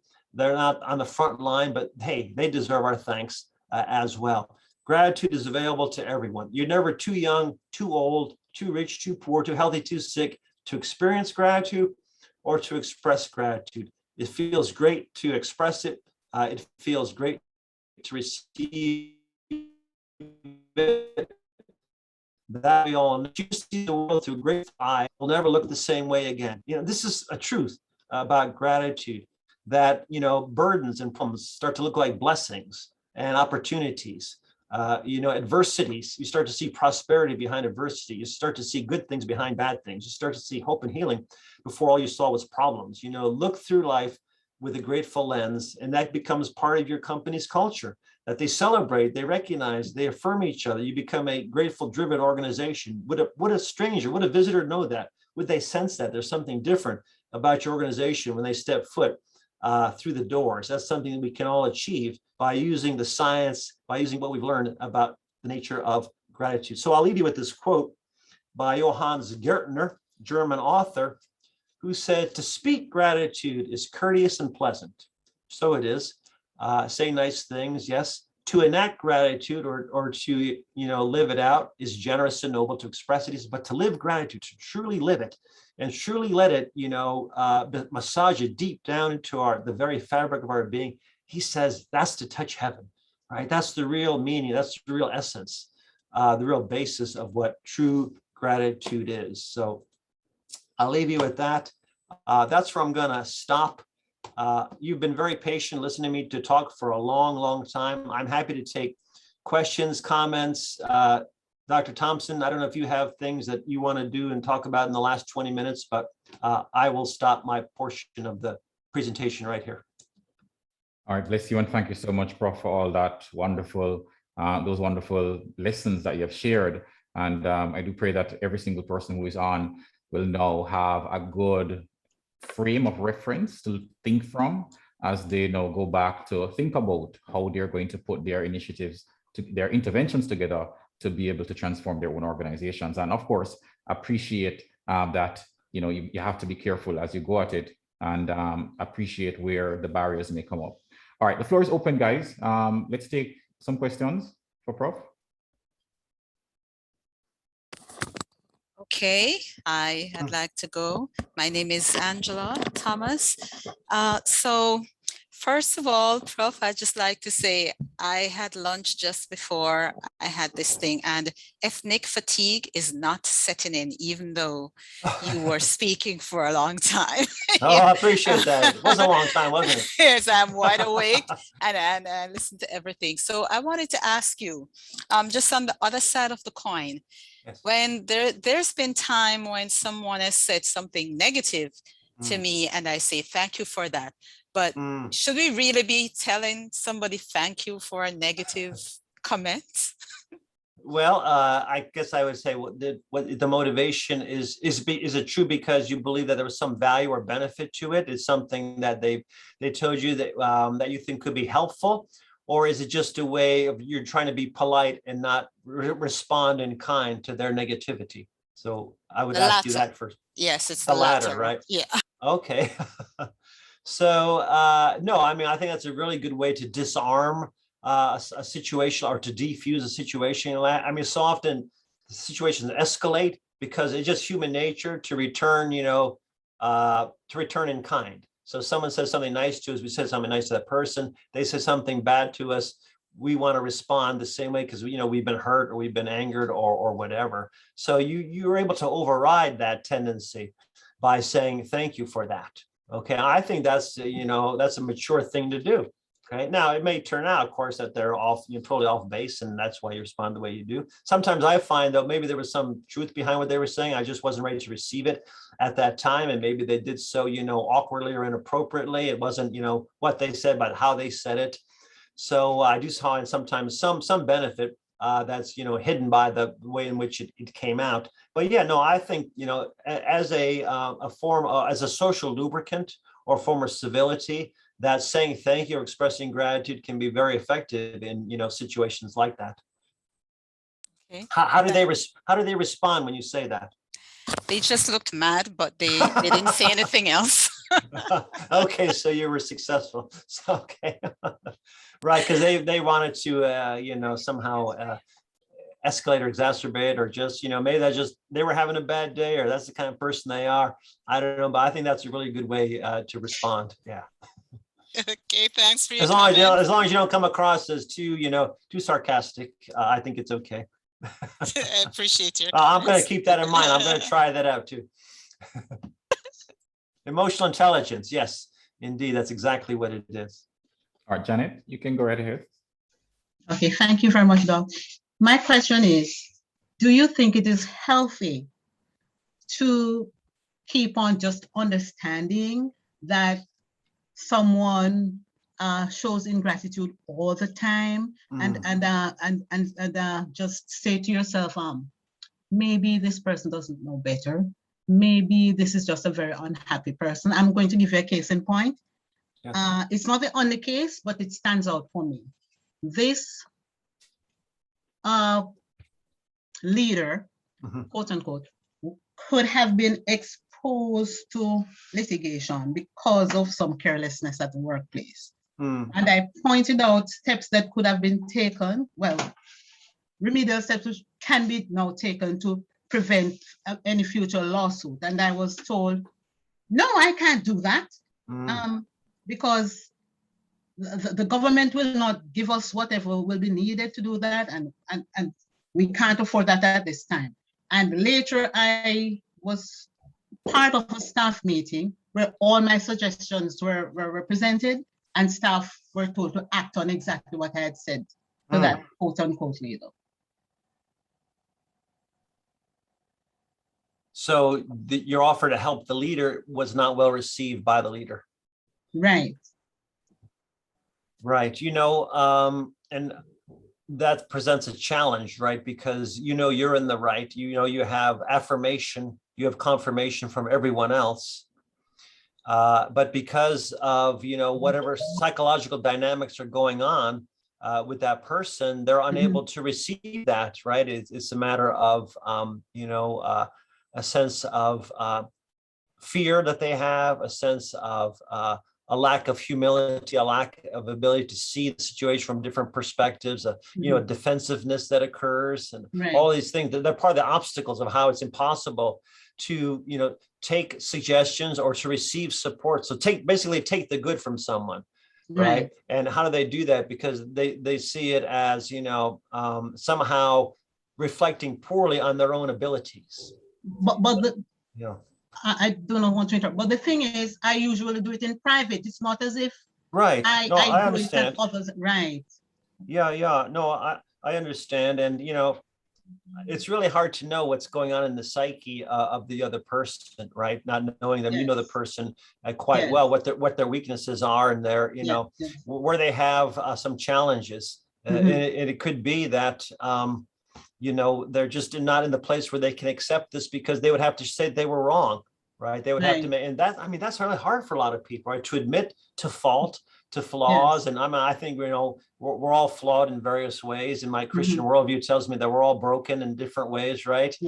But part of that brokenness is not wanting to admit that brokenness and that being flawed and so forth. And, I've gotten to the stage where I kind of expect that more often in people now, that they don't make that admission, that they do things that are harmful to themselves or to other people. And while it's difficult to take and to see, it's no longer so surprising, because I know that people, have all these, brokenness and faults and imperfections in a lot of ways. And once I see that, it helps me be a little more gentle with them. And, sometimes that gives them just enough permission to be able to make that admission in themselves. Right. And sometimes that's all that it takes, is the notion that, it's actually a strength. It's actually a strength to be able to confront your weaknesses, right? It's like humility. People used to think humility was this weakness by admitting our flaws or imperfections, but it's really a strength. It's like only strong people can be humble.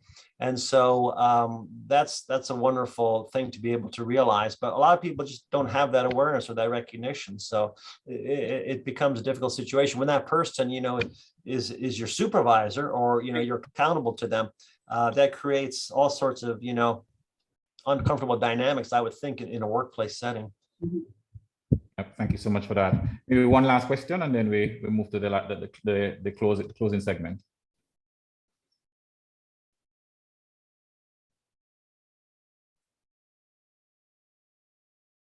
Everyone agrees that gratitude works. That's good.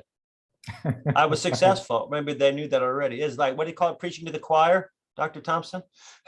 Yeah, well, it's always good to hear the tune that you love so much, right? All right, so bless you, Prof, and thank you so much for coming on with us. I'm going to jump into the third segment. And you're welcome to hang on with us. And I will. Thank you. I enjoy that. Thank you so much for the day. Thank you for your attention. It's one wonderful gift for me to be able to be with you all today.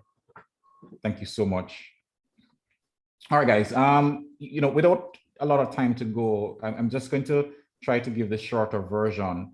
Professor Emmons has set the foundation for the practical journey ahead. And some of this you actually heard in the feedback to the homework. All right, there's a journey ahead of learning how to do it right and learning what really works, right? And you've gotten a lot of great gems a while ago, and I pray that you use them to bless the people around you. I want to just look quickly on two areas that you will need to look at. You're all organizational leaders, or you're going to be a part of an organizational leadership group to be able to transform your organization. But transforming organizations from a culture level really takes two important things, right? Generally, it has to be done in a multi-level manner. You heard about top-down a while ago, bottom-up. And these are phrases that I'm hoping that you guys are already familiar with. But generally, it is important to recognize that things don't just occur in a vacuum and survive. It has to have a fertile surrounding for it to work. And so generally you have to work on more than one spaces at once for it to really work. And so it's important for you to think multi-level, all right? And so we already asked you to think positive, think grateful, think empathetic. Now we're going to ask you, as you now think about strategy and sustainability, that you also think multi-level. Now, not to worry if this is not intuitive for you. Some of you would have not done multi-level programs before. And so this is something you can take your time with. The second important thing is that, rarely do you ever get it at the first go. There's really a silver bullet out there. And so it's important to think of continuous improvement systems and build your initiatives, your interventions as continuous improvement systems. And if you should get that early, then you find that your likelihood of achieving what you strive for will likely be there. Now, that said, you should have achieved your first victory already, which is yourself, because it all begins with you. However, as an organization, it's also important to recognize that if you create structures that are there to perpetuate flourishing interpersonal relationships and meaningful work, it works out better for you, it works out better for your people as well.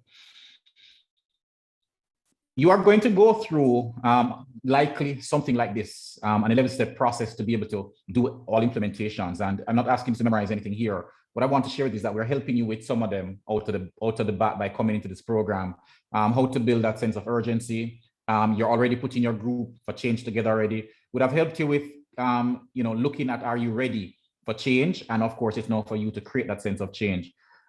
You're going to, by next week, be setting up your interim objectives. And you're going to be looking at how you can now continuously reinvigorate and institutionalize the change. What I want to say to you quickly, though, is that you have to recognize that there are two choices, your why, when you look at your project. Is it being done for the primary good, the primary good of gratitude, the primary good of empathy, or is it being done for secondary good? Is it being done for all the things that you've heard that it can do, engagement, more higher performance? It is so important that your organization has something beyond its profits, its political means, and its goals if you're in an NGO, right? You heard about Southwest Airlines a while ago. It needs a purpose beyond it. And I'm hoping that a lot of your organizations already have this. But if you should ask yourself, what is the purpose of my organization beyond the social development goals, the economic profits, and the political means? What words come to mind? And that is something I want you to pause and think about, Beyond your goals, what comes to mind? What is the purpose of my organization? I'm hoping that you guys can jot down 3 words to take back with you. And, as I'm going to change the slide, just jot those 3 words down. If you can't find 3, hopefully you can find 1. If you can't find 1, not to worry. When you go back, you're going to start to build it, because that's the purpose of this session, right? And I'm hoping that becomes a part of the primary good that you're going to try to work for. But some of us start with secondary good, and there's nothing wrong with that. It's not the motive that gets you there. It's ultimately the motivation for greater good that carries you. A second thing that's important for you to have in mind is your how. We spoke about the why a while ago. Is your how. How are you going to get there?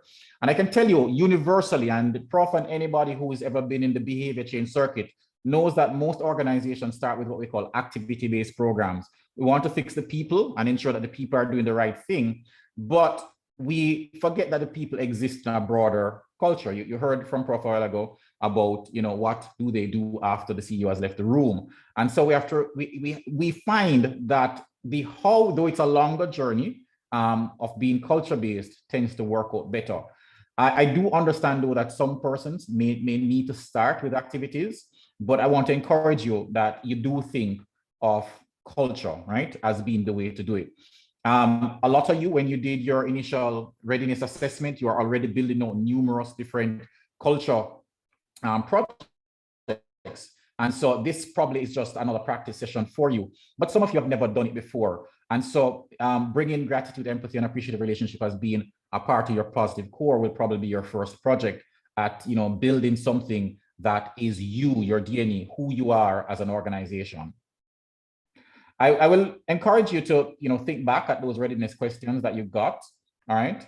What is the priority important project that this is going to help you with? I know a lot of persons had create change programs that are being implemented, and this is supposed to help them there. Do you have the strong support of your leadership team? Do you have programs in place that this is also going to complement? And through this project and otherwise, what are the capacities do you have to really roll this out? And so hopefully you'll be able to revisit and really know how ready you are. Multi-level approach. I'm going to be short, but you will get this. It's very, very simple to think about. Your organization has multiple levels in a lot of different ways. The way I want you to think about it right now is that there are your people, there are your teams, and then there is everybody together that makes the organization. And so generally, if things are done only at the employee level, fixing the employee as it would be said, then what you find is that if they're in a toxic team, and if the organization's processes are so busy and jumbled, then that individual rarely ever gets that which is good to them. They really get to find a space for it and them to flourish within your organization. And so generally you have to think, how do I support changes, not just at the individual level, but how do I also support changes at the organizational level to be able to make my organization or help my organization to be resilient, to be good, and how do I contribute to the greater good? And so you find that your objectives are aligned not just on the individual level, but it's also aligned on the organizational level. What you'll find nicely is that you'll see a lot of benefits starting to come out very early. Person's emotional experiences will change, person's attitudes will change, and at the team level, then we see more team-based behaviors, better giving, better forgiveness, and at the organizational level, then we see that the organization becomes more resilient and otherwise. So this is the real value of really getting this multi-level form of thinking. And I encourage you guys to start thinking this way. Some persons will ask, if you've never done it before, where do we start? Do we start at getting our CEO to put a strategy together? Do we start where we are? Do we start with just the people? Do we start with everybody? The short answer is, it was given by Professor Fur last week, is just to, week before last, is to start within your scope of power or your scope of influence. But you need to start in as many spots as you can. I'm going to jump past this model. It's a wonderful model that was done to be able to look at, how do you really take the steps from your initiatives to building out things on the ground, to building out things beyond the episodes or the events that occur, to building it out that it persists and become a habit, and then from there become something that's a collective norm. We're going to go through this more in depth in the final week as you're going to design your program. What I want to do is just really give you a feel of what it really feels like to speak multi-level and give you an example, and then hopefully from there it becomes a little bit intuitive for you. So as Prof said a while ago, to really get it multi-level, it begins in you. It begins at the person level. And so they need to understand what gratitude is, and he went through quite nicely, being able to recognize, acknowledge. I mean, he wrote it anyway. Yeah, recognize, acknowledge, feel it, and then of course act on it, whether in thought, words, or otherwise. All right. And so we're at the individual level, being able to help the individual. If it's empathy, you may be thinking first about what the person is feeling, and then you feel what they feel, and then you do an action that helps to support that person. All right. And so, getting that understanding of what the thing is, because we can easily mix these things up and, confuse gratitude with indebtedness and empathy with sympathy and so forth. Right.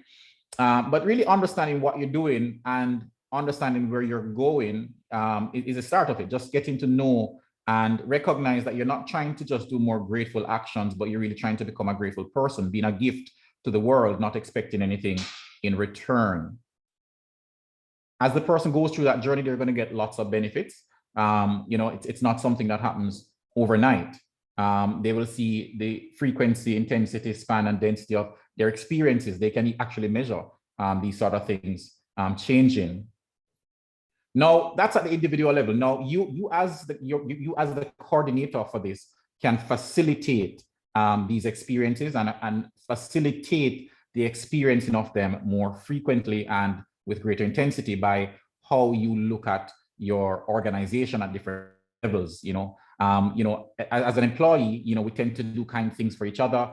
We tend to be able to sacrifice for each other. And so there's a lot of things that can be done to facilitate persons really feeling and having that sense that they're doing something good or good is being done for them.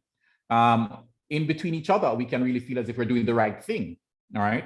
And so there are different things that we can do to help them to feel as if they're doing the right thing. And of course, as a group, we can really help them to actually recognize that this is the way we do things here, right? And so this is how you start to really think multi-level, that I can do things in my organization that allow more episodes or events of gratitude to be done.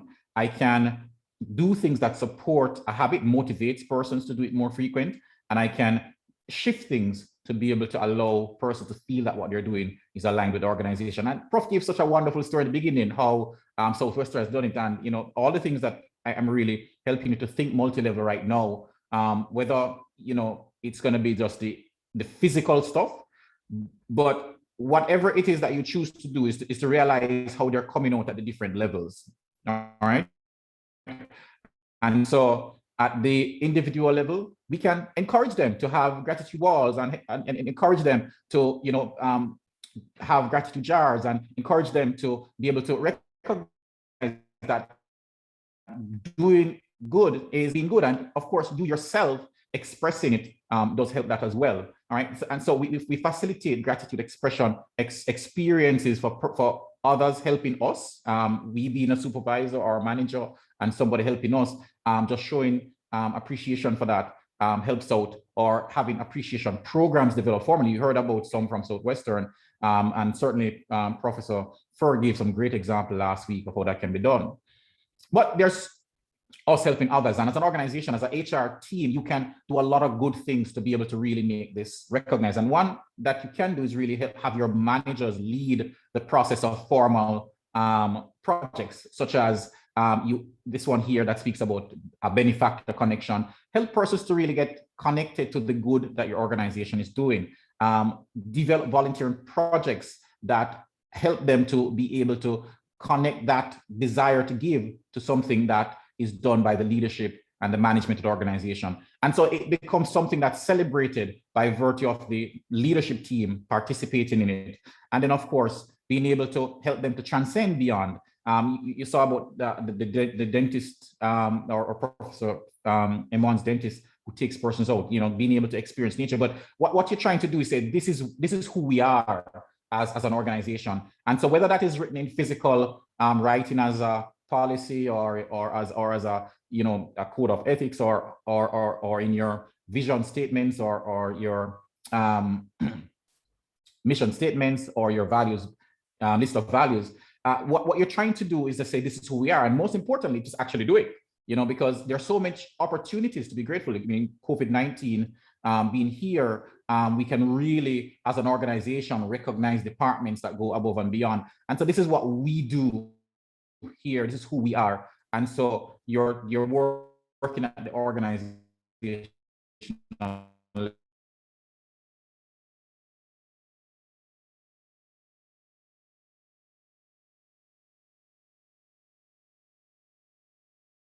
refresh. So that I want you to do this exercise. I want to give you 5 minutes just to take a little taste of thinking multi-level for your organization. And so here's a question. How and how well do we say thank you? So think about your organization. How do you say thank you? How well do you say thank you? But in answering that question, I'm going to break you into breakout groups for 5 minutes. How is that done between yourself and others? How is that done between others and yourself? How do you feel it? How is that shared and recognized in teams? How is that done by the leadership? How is that done by the organization as well? In other words, how do we show that this is a part of who we are? And so I'm just going to give you that for 5 minutes to really, think about. I think I should be able to give you a link to this slide so you can actually look back at it. So let me just try and do that. And I'm going to give you 5 minutes to just think multi-level, all right? It's not necessarily the most intuitive thing to do unless you've done multi-level projects before. And so I do want to just give you that chance to think multi-level. And in doing so, you do get, whoopsie. All right, let's go back and get that. Sorry, guys, to get that slide. Copy it. Probably should have pasted it before. Paste it. Great. And then I should be able to just give you a link to that. No. So in the chat, you're going to get a link to this slide. Where's my chat? And let me just do this to everyone. All right, you have a link to that slide now, and I'm just going to break you off into quick breakout groups. We enjoy the last few minutes here as you think multi-level, thinking about your organization. All right, so I'm going to recreate the breakout groups. Let's do that again. And we're going to recreate them. And yep, I think that looks good. All right, let's open all breakout rooms. All right, guys. So just have a conversation on, what is it like? How and how well do you say thank you? And just think about that as start to put it across the different tiers of your organization, and use 1 or 2 persons as examples. All right, and let's see what comes back when you return.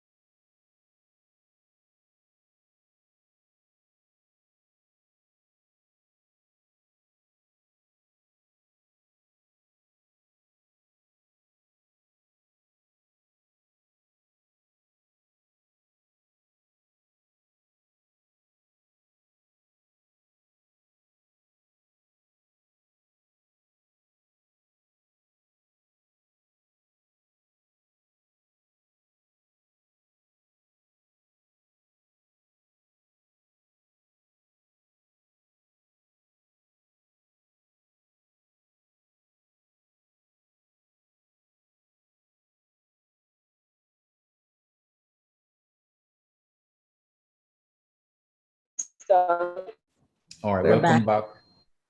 Welcome back, everyone. All right, I do know some persons may have had issues accessing the slide. My apologies for that. But for those who were able to, how was that, thinking process like, thinking across the different levels of your organization? Was it easy to do? Was it something that, gave you difficulty to think across it? And if it was not difficult to do, do you see yourself being able to build and support an appreciative culture? All right, let's open the floor and I'll just take one quick response, given that we're over time. Was anyone able to, think across those 5 levels given? I have a separator in my back. I think you can just, I don't know if you can. Mr. Thomas? Yes, go right ahead. For me, it was, I found it a little challenging. It was not as easy as I thought. Yes. And especially for the section that says point A, meet others, it really caused me to think, if I'm really doing a good job and what is it that I can do better. And I was thinking to myself that we have to be more determined and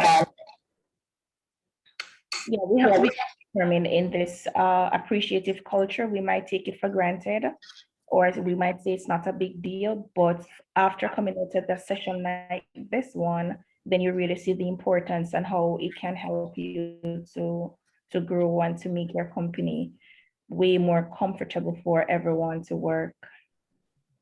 Thank you so much for that feedback. Yeah, and I'll tell you, it's intuitively not the easiest thing to do, but once you try it once, it becomes very, very easy. I think next week will now help you to set out a blueprint that as you go back, it's very simple exercises. I think as Ryan, Professor Fur closed the last time, like the rudder on the ship, just a small shift if kept carries the ship in a whole different direction. And so you will get to set your blueprint in next week, and you'll be able to get a better feel of this as to, how do we say this is how we do it? How do we, as a leader, lead by example and make it motivating to do it? And how do we share it in teams? How do we do it by ourselves? All right. So that said, continuous improvement cycles, I will not cover this now, but it's simply about just recognizing that you're at a start point. The end point is flourishing and well-being. Wherever you start, top down, middle out, bottom up, wherever it is, you're going to be going through cycles. And just recognize that whether you're going to start with measures, or you're going to start with results, or you're going to start with the benchmarks, what's going to be important is that you're going to need to do periodic assessments of where you are and just continue to improve. And I think that's an important mindset to have, that it doesn't happen overnight, but definitely if you recognize that these simple activities as shared, they work, all right, they work, and just keep going and you will get there. So that said, I'll open for about two or so questions, and we call it an afternoon as I give you your homework for next week.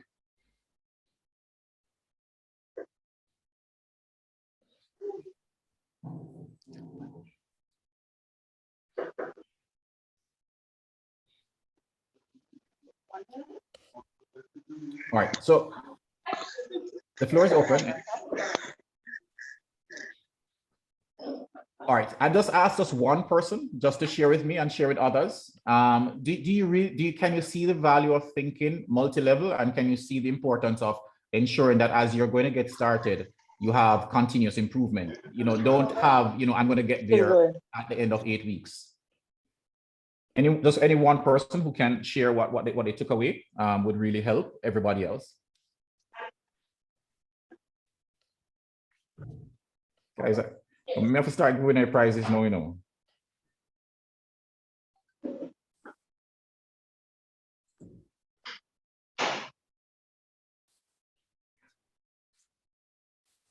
All right, I guess we're going to be shy today. All right, if I may, and I know I've not heard from Mary or Takara. May I pick on any one of you to share what you have taken away from the session? So for me personally, and one of the reasons that's been quiet was I think my organization does a very good job of establishing systems. So as I looked at lead by example, and I looked at the 2 higher levels, I think we have good framework there. I know for me, certainly I struggle with gratitude in terms of receiving it. I'm one of those persons who kind of shy away from that. In terms of giving, I like to do a one-on-one, but as I try to look at it from a multi-level standpoint, one of the things that came out was, if I, as a leader, I do not utilize some of the established systems that we have or structures that we have within the organization, then it doesn't promote that use by everyone. And so it doesn't form a part of the culture, while persons will have a good level of engagement with me because I will share it with them directly, not using, for example, something like our Walmans or, you know, our intranet where we have stuff posted. That may say other members in the organization won't necessarily see what is happening and understand that this is a core part of our culture because it's being done in a one-to-one situation. So I think for the takeaway for me personally today is looking at how I can use things that are established already, the foundations that's there, to use them consistently to help impact that culture, that thing that happens when leaders are not in the room. Thank you so much for that, Takara. What organization are you with? I'm with Vistaprint. You're at Vistaprint. Lovely, lovely. And I'm happy you had such a wonderful story to share about Vistaprint. All right, guys. So you heard it from Takara there. You know, it is to recognize that there are numerous levers that you already use within your organization as a manager, as a you know, department lead or otherwise, to be able to make things happen. And some of them are just naturally lends themselves to be able to help you with gratitude, empathy.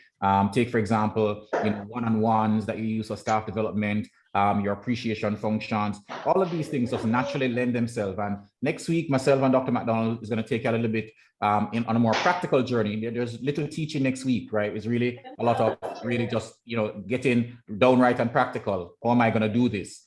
And so we want to help you to think about it and really implement it. And I'm very happy that you saw areas that thinking multi-level, thinking continuous improvement will be able to help you to shift what you're currently doing. And this is the real secret sauce inside an organization.